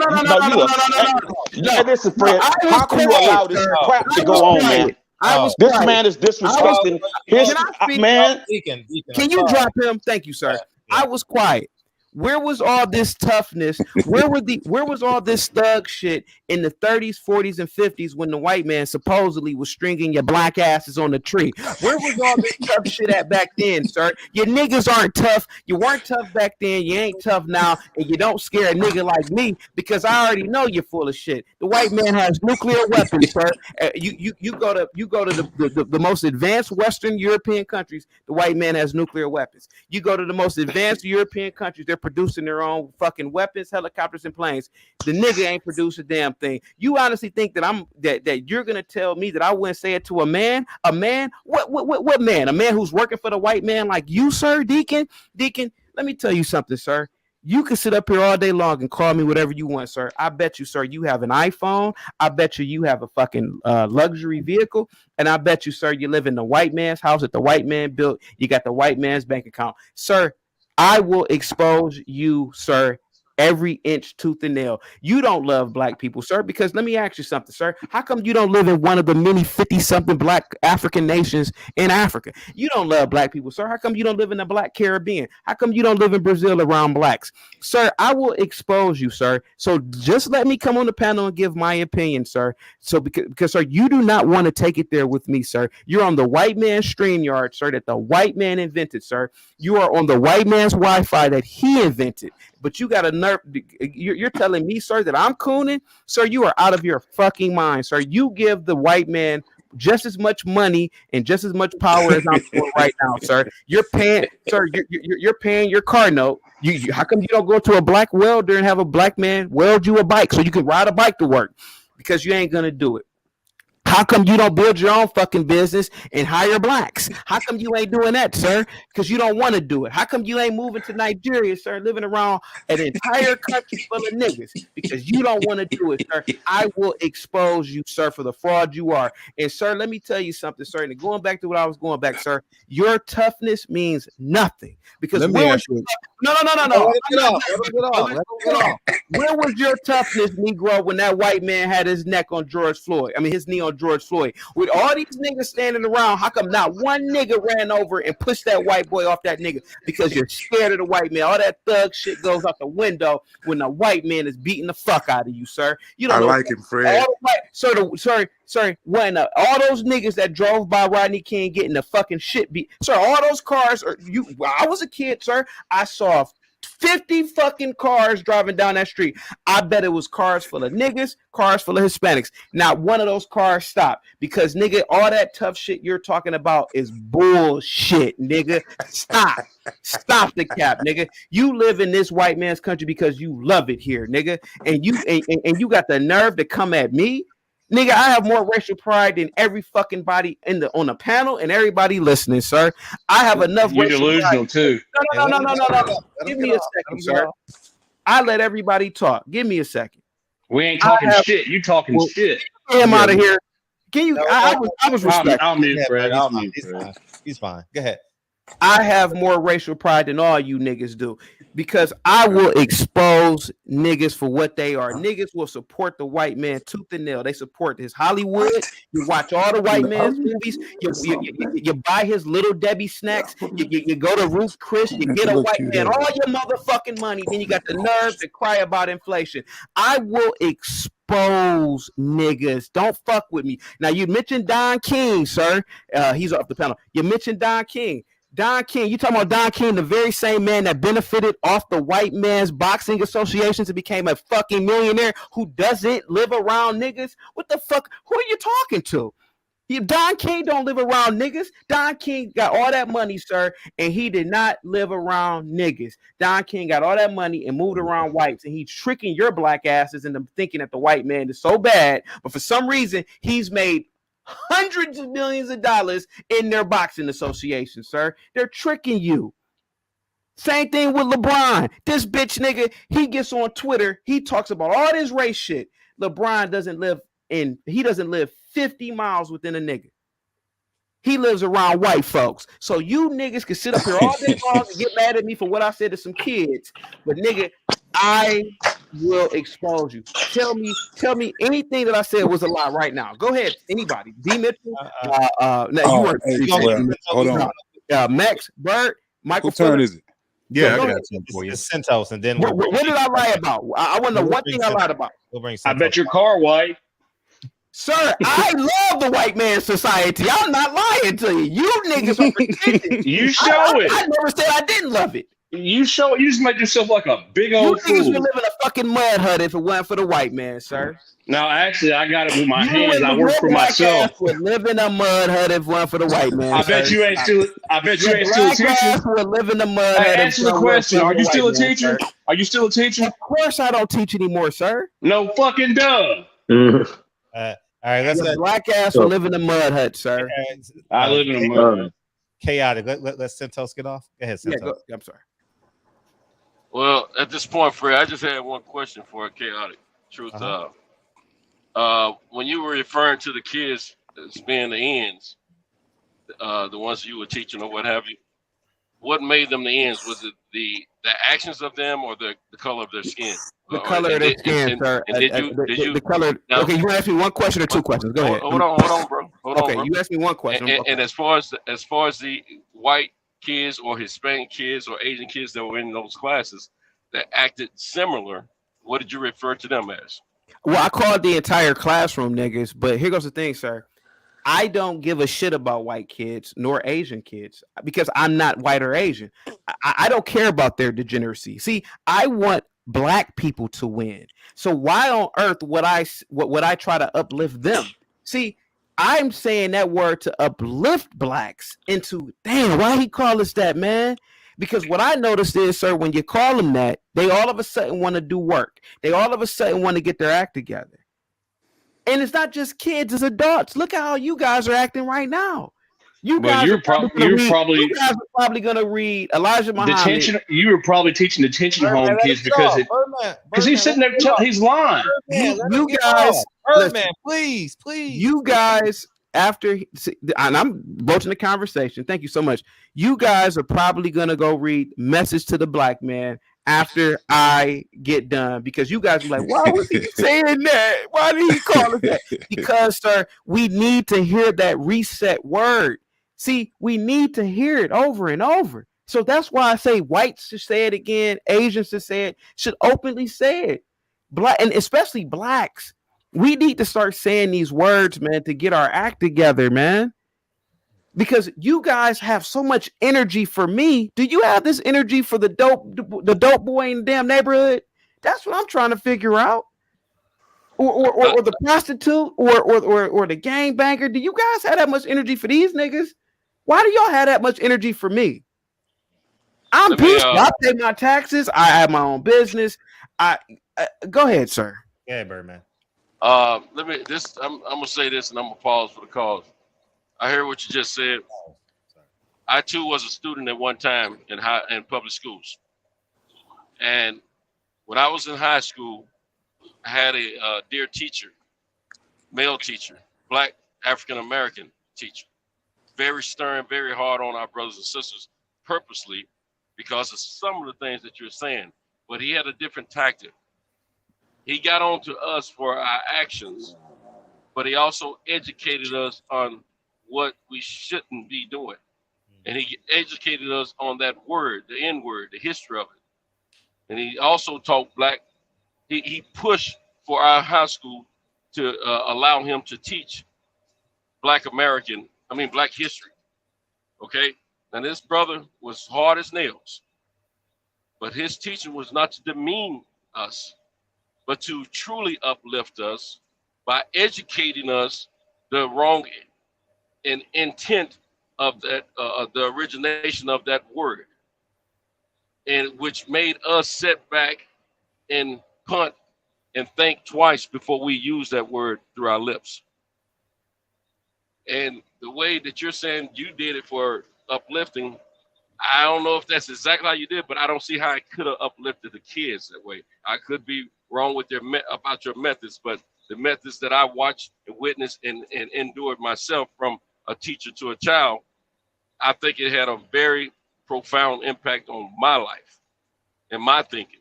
And I'm a kid straight out of the hood, poor, dirt, all that. And it was a rough neighborhood, but it also made me think. I thank God for that particular teacher, because he taught me, he educated me and helped me to understand that there's a better life out there for me. He taught that to every last one of us kids, that he, even if you wasn't in his classroom, he would jerk your butt up in the hallway and he would stand there and educate you while he's getting on to you. That's true love right there, my brother. And what you're saying right now, I don't hear true love coming through your lips about how you're doing things. You may have did it a little different than what you're telling us, but I don't get that, what you're saying. I mean, I'm a stern guy myself, and I believe in straightening the younger men and women out when they lack knowledge and they're doing the wrong thing and they're acting like, you know, what Chris Rock was saying, like black folks don't like certain other black folks. You know, he was saying the N word. I understand that concept, but at the same time, we have to teach our youth why they shouldn't be doing certain things, not demeaning them. And when you demean somebody and then call yourself uplifting, I don't get that terminology. You know, it doesn't. I don't see how it works, because first of all, you crush them, then you got to pull them back up, and you might crush them too much where you can't get them back up. So you have to be careful with that kind of method.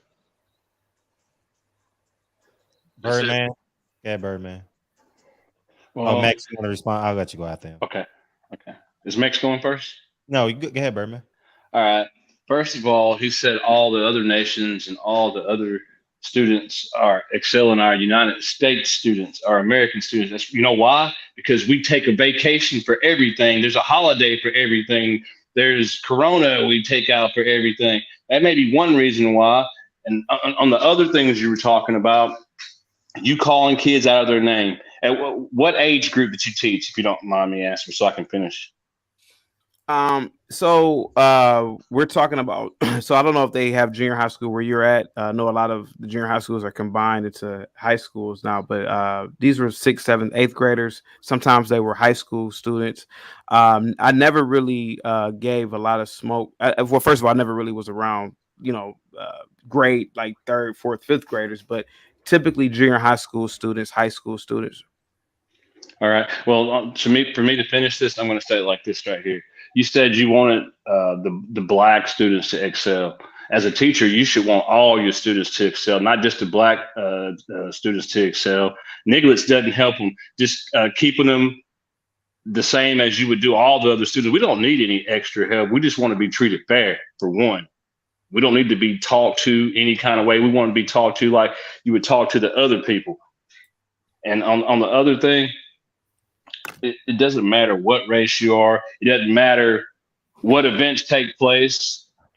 If you're doing something for your people or people in general, it shouldn't matter what the color is. I would like to give Birdman a response when he's done. I'm done. Go ahead. Birdman, I don't know how old you are. I'm 44. Okay. Well, you're a 44-year-old fool. And I'm gonna tell you. Hey, look how far I made. Look, I make over $100,000 a year without a college education. Sir, you're a 44-year-old fool. Whether you make $100,000 or $1 million a year, sir. Sir, let me tell you. I don't work for the white man. Sir.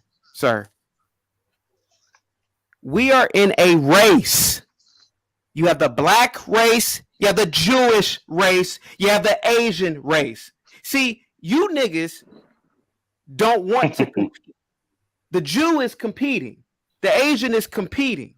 The Indian is competing. I'm talking about the East Indian. See, they understand that their race is an actual race. See, you niggas want to be liked by everybody. You want to be liked by the fucking white man. You want to be liked by everybody. You don't want to. No. Can I say something? Where'd you get that I say that I won't? Finish, sir. Birdman, let me finish. Now you're telling me, oh, how come you didn't you're putting the black kids over the white kids? Sir, the black kids you for damn sure said it, sir. You said on the same level. Okay, I'm gonna tell you why. The black kids are a part of my race. I don't care about these other kids. And I'm gonna tell you why, sir. Then why teach? Let me give me a second. I'm gonna tell you why. The same lying ass white principals, the same lying ass white teachers, they'll sit up there all day long and talk about, oh yeah, Tyrone is doing such a great job and this school is such a good school, but their motherfucking kids go to private schools, sir. Their motherfucking kids, sir, they're setting their kids up at a different level. So they're sitting in there tricking niggas because that's what a lot of whites do. They're not necessarily racist, but they understand about competition. See, they don't want your kids to know about Ivy League schools and all that shit.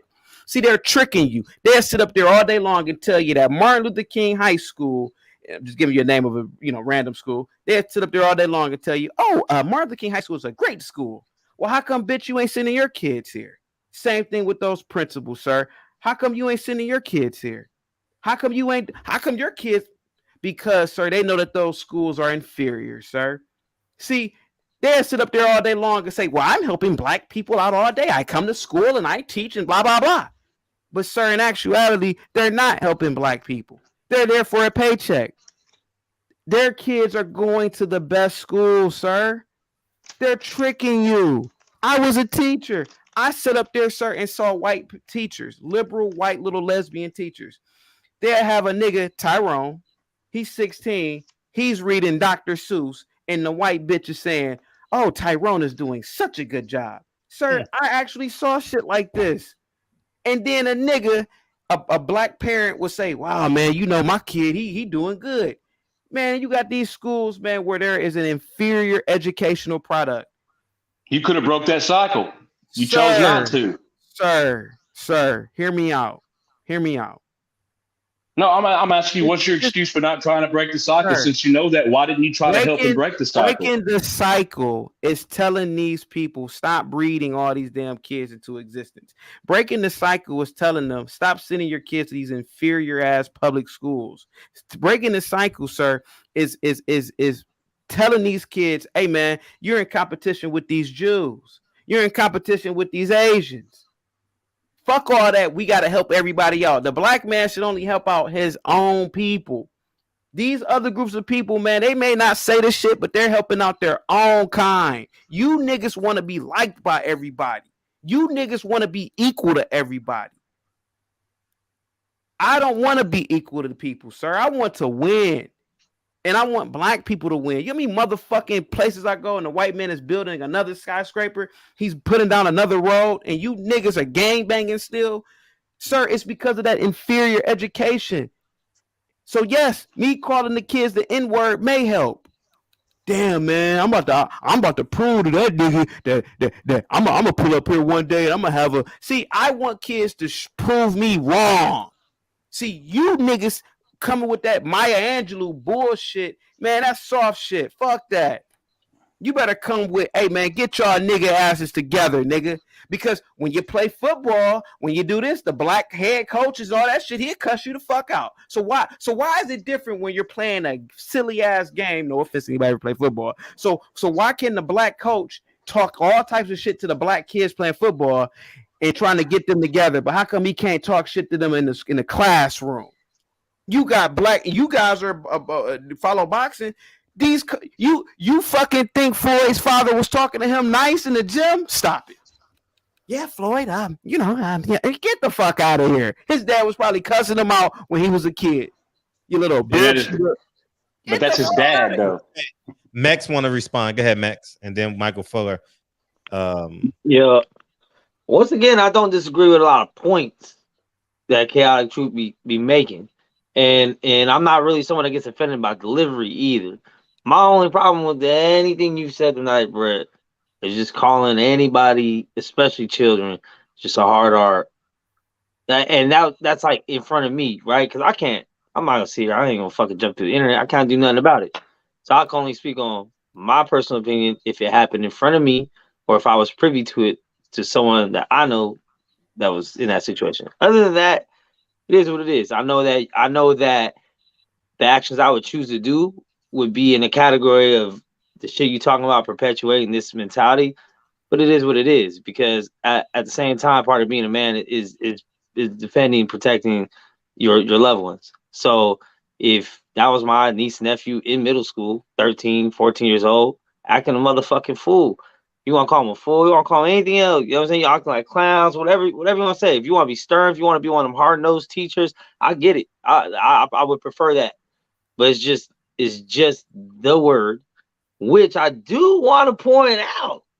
Since we are here and it's been a wonderful night, thank you for letting us stay up a little later. But I want to point out that the anger toward this man for using a hard R in a class of black children is a lot less than me using it with my homies with the A. I'm just going to point that out. I got way more shit for calling my partners, my niggas, than this motherfucker for calling children this shit.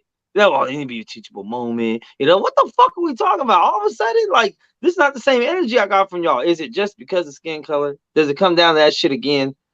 Is that why? And when it comes to chaotic, like I said, I think you make a lot of great points and you talk about a lot of shit that a lot of people don't want to talk about, right? And the shit that if I brought it up, I'm racist. Like, so we already know the talking points.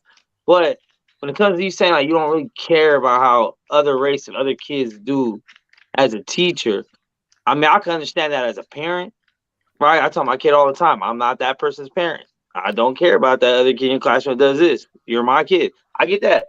But as a teacher, if you're picking and choosing on maybe the type of education, the effort you're putting towards a certain kid based on their race, I mean, I don't see how that helps the matters at all. Like, I don't think that helps. I think that just creates more division at a younger age, right? I mean, I don't know. I don't see that. I think that's just a strategy thing that works for you and your students.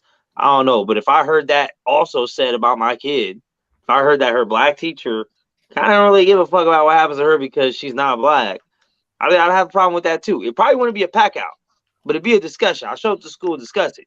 But the other shit, that still be a pack out. It is what it is. I'll go to jail. You'll go to the hospital. We'll figure it out from there. And then, that's cool. Maybe you won't say it again. Maybe you will.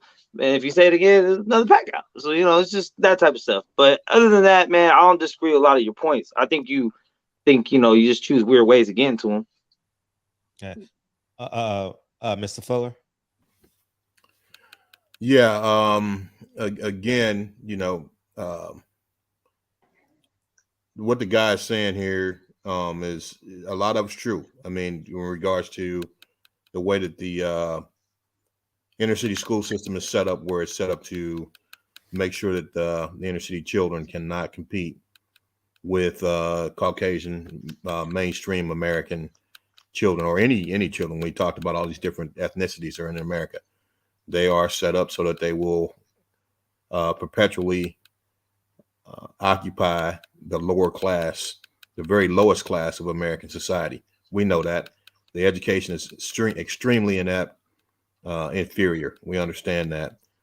And so I agree with everything he's saying. This is a race. Everything he's saying, it makes sense. This is the problem that I have. When you talk about using that word, telling these children that that's what they are, they receive that information from every other venue where they're turning them probably at home, their neighborhoods, through the television, internet. They receive that information all the time. I appreciate the shock value of saying that, but I would ask, is that followed up with the truth? Is that followed up with, okay, and this is the reason why you're in the situation that you're in? Or is it just, you're just a bunch of niggers, you need to correct your behavior? Is it actually exposing these kids to the truth and defeating the lies of the different arenas of their lives that they're constantly exposed to, whether it be at home, through the media, which always communicates to them that they're nothing but a bunch of niggers? Is that where your message stops? Because if it is, it's not going to be effective. And that's why I said, okay, the shock value, great. But then that needs to be followed up with some truth about the history of this nation, their particular condition in society based on the history of this nation, and the way that the world works. It is a race. It is a competition, without a doubt. And it goes along ethnic lines. And that's just the reality of it. So that information needs to be communicated as well. If that's being done, and which I didn't hear that from him, if that's being done, then I can agree with it. So that's my comment. Now, here's my question. If I ask you a question, are you willing to be honest? Yes. Okay. So the question I have for you, and please don't be offended. I just got to know, bro. Are you a homosexual? No. Okay. I'm actually married, actually. Okay. All right. That's all I want to know. I mean, and then that's my input, man. Yeah. I think that everything you're saying is hard facts. It's hard facts. But I think when you're dealing with kids that are constantly bombarded with the message of being nothing but niggas, and that's how they act. That's why they act like that, because they don't have anything outside of that defining them as anything different. All the stimuli that they get in their lives defines them in that role. And you already talked about even teachers that they deal with say, hey, this is your acceptable role in this society. Just like when Malcolm said, hey, I want to be a lawyer. And the teacher told him, you can't be a lawyer. That's not your place in this society. You're good with your hands. Why don't you be a carpenter? So I'm saying this is the stimulus that they get, the stimulus that they get 365 days a year from all aspects of life. So if the only thing that you're putting into them is you niggers, stop acting like this, and you don't couple that with the truth of their reality and why they are in the position that they're in, and give them the direction through that truth, right? I'm not a super religious man, but I know that the word of God is real, and God is all knowing, omniscient. You understand? And he said, the truth shall make you free. So you got to couple that shock value up. You got to couple that up with the truth, because that'll free their minds and allow them to have direction. And I didn't hear you talk about that. Well, Michael, here goes the thing. Bro. You are the actual problem. You are giving these kids excuses. You're giving them rope. You're giving them black privilege that comes with no responsibility. You're giving them iPhones. You're giving them video games. You are giving them the keys to be lazy, shiftless niggas. And that's how it's pretty much always been.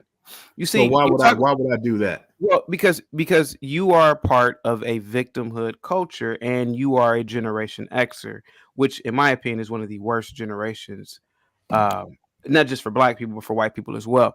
See, your generation wants to blame whitey for everything. So you watched Roots, you watched Amistad, you watched Higher Learning, and you got your racism from those movies. You're talking about what these kids have gone through. Many of these kids are born in the year 2000. These kids, again, I say it again, these kids literally have won the genetic lottery just by being born in the United States of America.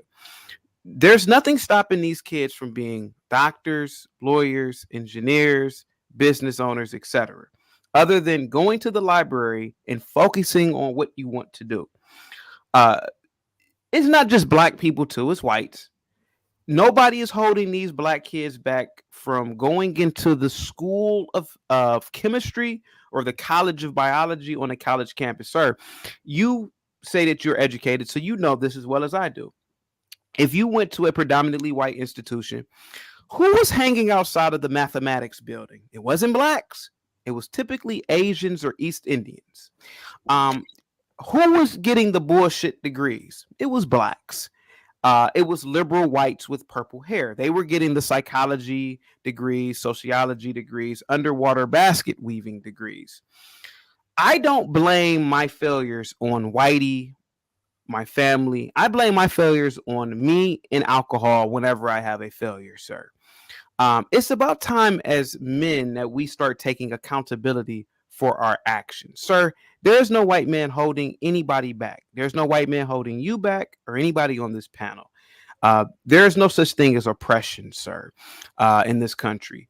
I'm pretty sure, sir, whenever you've gotten pulled over because you're speeding and you're probably smoking weed in your vehicle, which you are, you're black, you did something wrong for the police to stop you. Now, you're going to say it's racism because the cop is white. But in fact, you broke a traffic law. You didn't have up-to-date tags. Your license were suspended or something. But you're going to blame white people because that's the culture that we've created in this country. Just blame everything on white people when you fuck up. Blame everything on slavery that you don't know anything about. Just blame it on slavery. Mention slavery when a black person does something to another black person. Oh, that's post-traumatic slave syndrome. Never take accountability. Blame everything on whitey. Nothing stopped Ben Carson from being a doctor. Nothing stopped Neil deGrasse Tyson from being an astrophysicist. Nothing stopped Robert McNair from being an astronaut. Unfortunately, he died on the Space Shuttle Challenger. For some reason, nothing stopped these men from achieving great things in society. They achieved it because they worked hard, sir. That's what this country is about. Hey, Fred, let me respond to this, please. Well, hey, Mike, can I say something? Let me respond. Let me respond to it. Give me a second. Yeah, when he's done, sure. Give me a second. We're going to give closing remarks, too. We'll start with Michael. Nothing has stopped the first female millionaire in this country. Wasn't a white woman. It wasn't a Native American. It wasn't East Indian. It was a black woman, a big-breasted black woman by the name of Madam C.J. Walker. That was in the early late 1800s. How the hell did she become a millionaire in a supposed racist country? Sir, it's about time you grow up, Michael. It's about time you grow up and take responsibility, sir. Stop with all this Martin Luther King, I have a dream speech. Stop it. Stop telling these kids bullshit. I'll leave on this note, and I'll stay on the panel. There's a great movie. Since you want to bring up movies, I'll bring up a movie. Now, this movie is a fake movie. It's a fictional movie. But there's a lot of deep in-depthness to this one scene. It's a movie called Higher Learning. There was a scene where one of the neo-Nazis looked at the one recruit and said, hey, man, we need people like you to be doctors, lawyers, engineers, man. If you don't do that, then you are nothing but a fucking race traitor. That's the reason why I called those kids niggers, because at that very moment, they were being race traitors. They weren't uplifting the race at that moment. And at that moment, it was deserving of me to call them niggers. Just like if I'm doing something wrong, I would love. The other day, my significant other called me a nigger. She said, you're acting like an N-word. That got me right back on track. You gotta say these things, man. These are words of encouragement. Just like when a coach says, you fucked up. You're a fuck up. You gotta let this team outshine you. You gotta say these things, man. Fuck all that Martin Luther King bullshit. And I'm an alpha. I'm in the same fraternity as Martin Luther King. But that I Have a Dream speech, Maya Angelou bullshit poems and all that, man, that's bullshit. That's for women. That's not for no motherfucking men. I leave out on that. Thank you so much, sir. I'm going to stay on the panel. Thank you so much, Well, Box. I mean, here's the thing: what you say, sir, and this, that, and the other, but you accuse me of being a victim and smoking, doing drugs, and that because I'm black, so I have to smoke weed. I'm not going to insult you, brother. What I'm going to do is tell you the truth. Okay, maybe the truth to help you out a little bit. I have a background where I grew up in inner city, schools, went to those inner city schools, had one brother. My brother was incarcerated most of his life, died in the streets. Okay. But my background is a little different. Okay. I was in the military for 25 years. I was a naval nuclear engineer. Served on 5 different nuclear power submarines. I was a commander, retired commander of the United States Navy back in 2011. I've got degrees in mathematics. That's my undergraduate degree from the University of San Diego. I've got degrees and I got a master's in business, a master's in mechanical engineering from the Naval Postgraduate School, which is the graduate school for the Naval Academy. I've got a master's in nuclear engineering, and I've got my PhD from the University of Southern California. Okay, so that's who you're talking to. So all the insults that you just made, you really look like a fool right now. Okay, what I will say to you is that what I'm trying to tell you is not a way to continue to insult our people just for the sake of insulting us. But if you're going to insult the people in order to have that shock value, then follow it up with truth so you can have an actual change in mind and spirit, right? That's what I'm telling you. I don't like your approach. I think this whole thing about you thinking you're superior, no, you're not. You're not. That's all I got. Appreciate you, Mr. Fuller. We'll go Birdman. Is that your final words, Mr. Fuller? Oh, and if that wasn't good enough for you, I'm also a federally licensed nuclear engineer, where I have a federal license from the government to supervise the operation of a nuclear power plant that's here in the state that I live in. And I'm the only African American in the history of this country to have a license in this state. Okay, so that's who you're talking to. All right. All right. Birdman, final marks. Yeah, it just goes to show you, no matter how much education you got, that sometimes you just don't know everything. And this is to the guy that spoke, not you, Michael Fuller. He said there's nothing in the United States holding us back, right? There's nothing. The white man's not holding us back, but you still chose to call those kids nigglets because why? Who's holding them back? You're the teacher, right? So if nobody's holding us back, why do you feel it necessary to call kids nigglets? Everybody's got the same opportunities as those schools you were talking about. Nothing's holding us back, right? Can I rebut him? Watch the conversation. I know you're trying to get up out of here. You do it with your closing remark.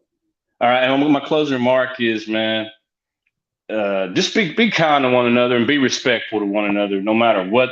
For you young guys that are listening, no matter what your color, no matter what your background is, no matter what your education is.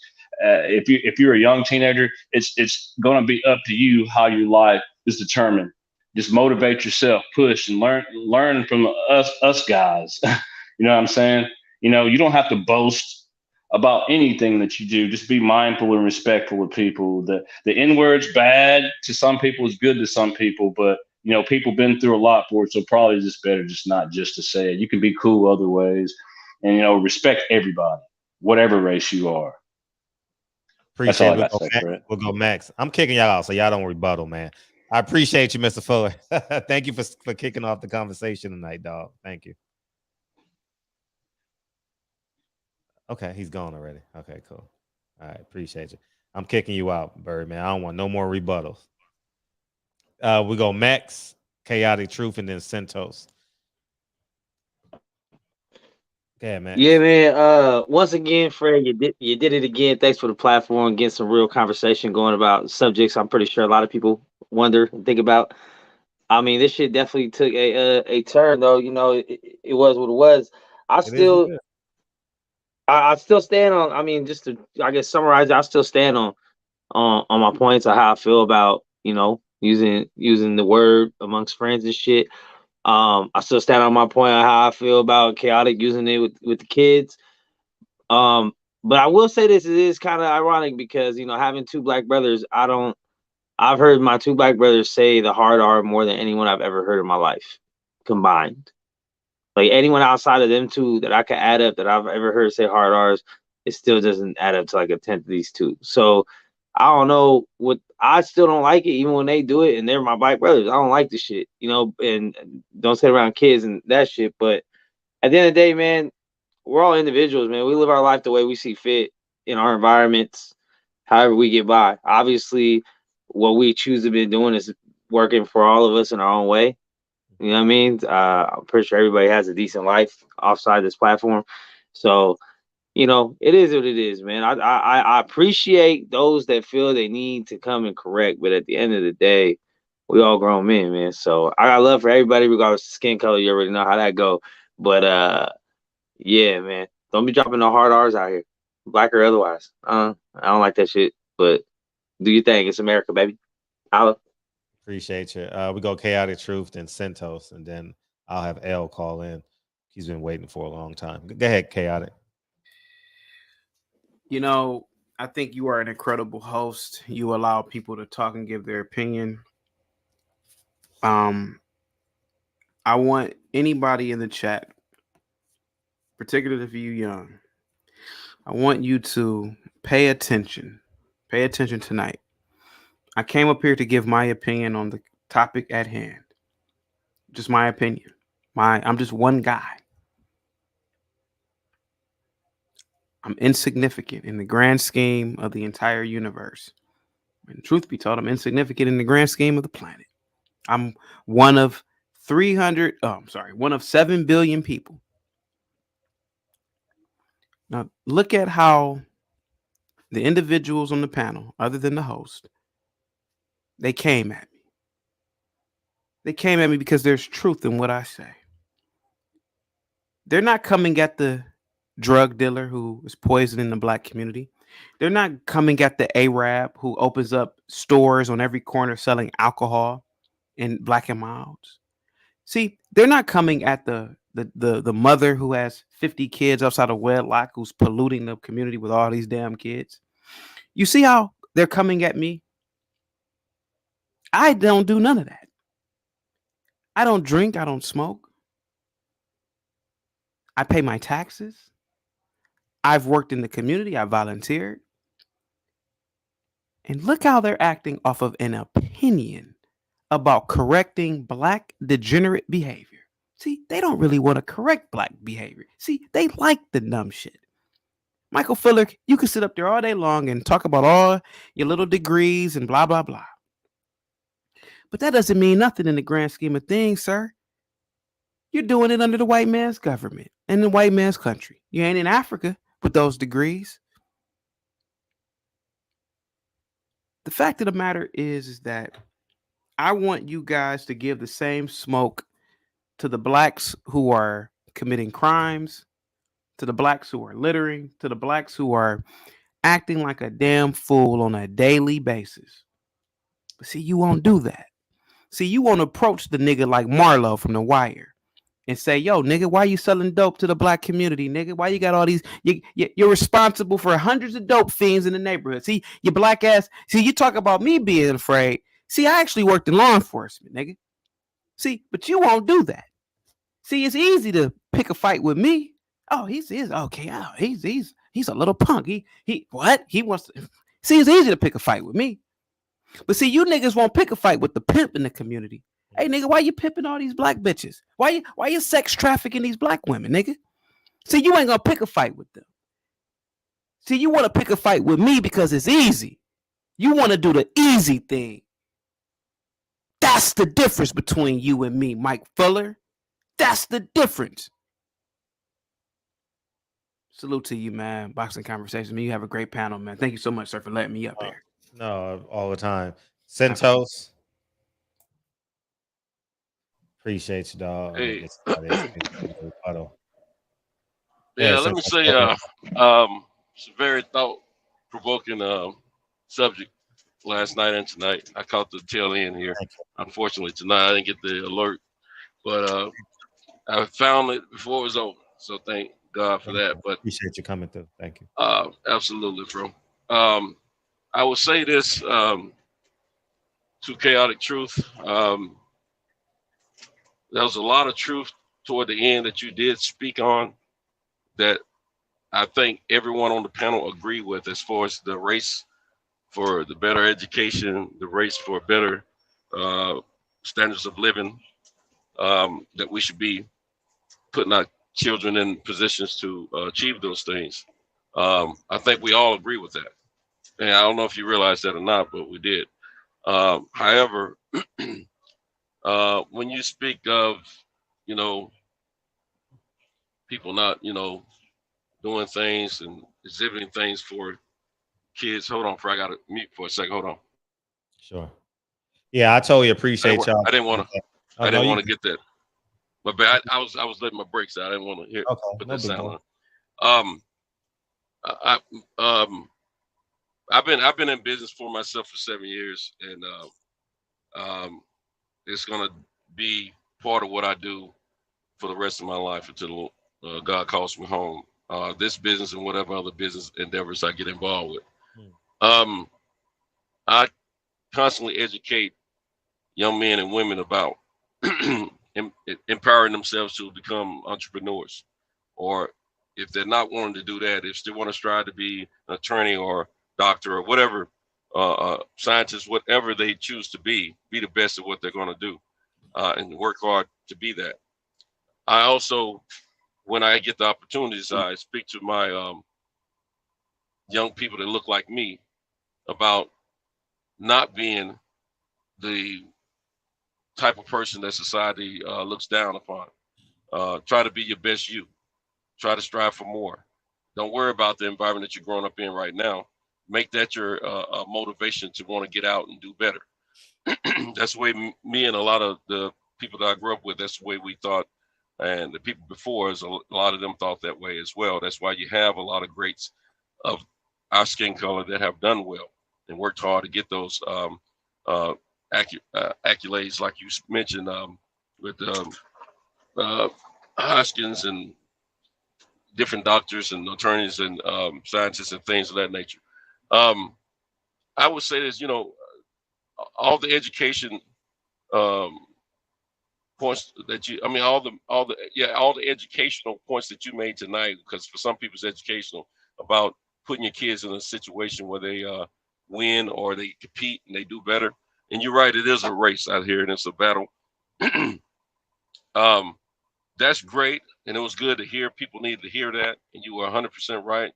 But at the same time, if you're gonna uplift, don't denigrate. Don't demean people or kids to the point that there's possibly no return for them to reshape their mind. Because sometimes you can speak so negatively about them that they can't reshape because the trauma gets to them differently than the next kid. Like I said, I had a teacher that taught us the truth as well as got on our butts. It's okay for a teacher to be hard-nosed and get on the kids. This man that's hosting this panel here, he was a teacher, and he helped kids out, and he speaks about it on occasions, and I appreciate him for that. I'm not saying what you're doing doesn't work, because it may work for some people, but I don't think it works in the masses, because I've been a problem kid at school, been a problem kid at home, and I know what helped me, and I know what helped other kids like myself by witnessing it. And so when I ran into that teacher when I was in high school, I learned a lot from him. By that time, I had calmed down, and I was able to hear whatever was coming to me in a different manner. A lot of people came at you because of the stuff that you were saying that wasn't so great to hear about people with the same skin color as yourself, right? There's a way to get your point across without demeaning the whole of the culture. And yes, we do need the hard truth. We do not need to sugarcoat anything. We do need to let straighten people out and put them straight. I have myself gone into the hood many times to talk to kids and try to, lead them straight. I mean, the correct way, without totally demeaning them, getting onto their bus. And anybody that knows me know that I don't play with kids. Kids know I don't play. They respect me for who I am. And they can be 10 guys there. They're going to give me my respect. I promise you, every time, because I demand it. And I'll tell them the truth. But at the same time, I never once heard you say, after getting on to everyone else about what they're not doing and how their Maya Angelou speeches and Martin Luther King speeches, I never heard you once say that you go into these diverse communities where people look like us or almost like us, but people of color, no matter if it's Black, Hispanic, or whatever, and teach them and help them to learn and see a different lifestyle, see hope, see understanding, see what's going to help them to get to the next level. I never heard you say that. So when Fuller was saying, if you're demeaning and it's not coming with education behind it, he's right. It's wrong if you're not giving some education behind it. Like my man Fred says all the time, it's not to always talk about what the problem is and not have a resolution. If you're going to speak of the problem, come with a resolution, how to fix it. So if you're not doing that, then a lot of your words, a lot of the stuff you're saying is going in vain, my man. You're very intelligent man. I heard it through your speaking. You know a lot of things about this education and the race of society, how we're losing the battle of that. But educate them. Don't demean them more than you educate. If you're going to demean, give a lot of education behind it. Show the love that's coming behind the words that you're speaking to them before you get to the educational portion of it. That's my word, Fred. Oh, that's love, man. Drive safe tonight, please. Want you back here. Absolutely. Appreciate it, my man. All the time. You and L out there on the road too, but he just dropped off a load, man. Make sure all you truckers, man. I totally appreciate you guys, man. Y'all the heartbeat of this channel, man. Thank you guys. And just so we're clear, I'm gonna say this one time. I do my best to read the chat throughout the entire show. You can come on this platform and say anything. Fred is just gonna sit here and let you be who you are. And I think we got to get acclimated to people being they whole self. Whether you disagree or agree, it's totally on you. But I'm not interrupting nobody. I think it's important that for the 1,000th time, the 10,000th time. Let people be themselves, you know, and that's simply it, man. And I know we get offended by what people say sometimes. Yeah, I get offended by what I say sometimes, and I think what we can draw from this is get your ass in the community and start working. You have 2 minutes of free time. Appreciate you, KB. We got 2 minutes of free time, 20 minutes of free time, 2 hours, 20 hours of free time. Everybody's life is different. Some people have kids. Some people have no kids. Some people in the grandparents phase. Get into your community tomorrow. That's the solution. And Chaotic Truth brought a energy to this conversation that I believe was needed. You know, Michael Fuller brought something to the conversation that I believe is needed. You know, this is a place where we can be co-generational, multi-generational, you know, multi-ethnic, you know, and I think that there's power in the inspiration. When you get inspired, you got to put an action to it. You got to put an action to it. And I truly believe these young men, that they need these male role models, man. And whether you choose to go to the white neighborhood chaotic or whether you choose to go to the black chaotic, man, we got to curb that. 5 out of 10 white kids. Was it 48% white kids and 7 out of 10 black kids? So it's impacting all of us, you know. And you know, I just want us to win at the end of the day, man. This was a hell of a conversation. I really didn't want it to end, but I'm looking at my alarm. That shit say 5:15. I'm like, shit. I don't want it to end. If this was COVID, this would have been an 8-hour show, man. You know, I thoroughly enjoyed the conversation, man. I think it's important. And thank you to everybody on the panel. Thank you to everybody. Deacon left again. Deacon, I'm not cutting people off, and people can say what they want on this platform. So just like we listen to you, I think we should. I think it's important that everyone deserves that. And if I put you in the back, I'm going to bring you back. It's just that we got to go around. So don't leave and then come back. You know what I mean? You know, it's the same rules for everybody. You know, I want because I know what y'all thinking when y'all watching the show. Man, shut up, man. I want to hear his point, right? Because I'll be watching other people's shows and I'll be like, damn, I want to hear what they got to say. You know, and I don't cut people off. I swear to God, I wanted to interject at least 50 times tonight. I said, no, Fred, shut your mouth. Shut your mouth. Shut your mouth. I can say what I want to say at the end of the show. You know, so I ain't lying, you know. So on both ends, Chaotic, Michael Fuller, Deacon, Birdman, you know. No, and it's important because people in the chat is like, man, I want to hear what Chaotic has to say. I want to hear what Mex has to say, Michael Fuller. So I understand that. Y'all don't like when there's 3 people talking at one time. I know I've watched shows like that, and it's just like, fuck, man, I really want to hear what he had to say, you know? So, yeah, but no, we need you, Bird, man. It's important, you know what I mean? And we went so long, man. People Hernandez fell asleep, man. But we got KB in the building. Great show tonight. Great show. It was last night. Oh, tomorrow's topic is a good one. Birdman, you inspired this topic, dog. You inspired. What's more important, to be pro-black or pro-God? I can't wait to hear this tomorrow. Oh, I can't wait to hear this. I can't wait to hear this. Oh, I'm excited. You know what I mean? How many times we gonna talk about Errol Spence and Terrence Crawford, right? Tomorrow's Wednesday or Thursday? Tuesday. Today is Thursday? Oh, today is Tuesday. Okay. 27.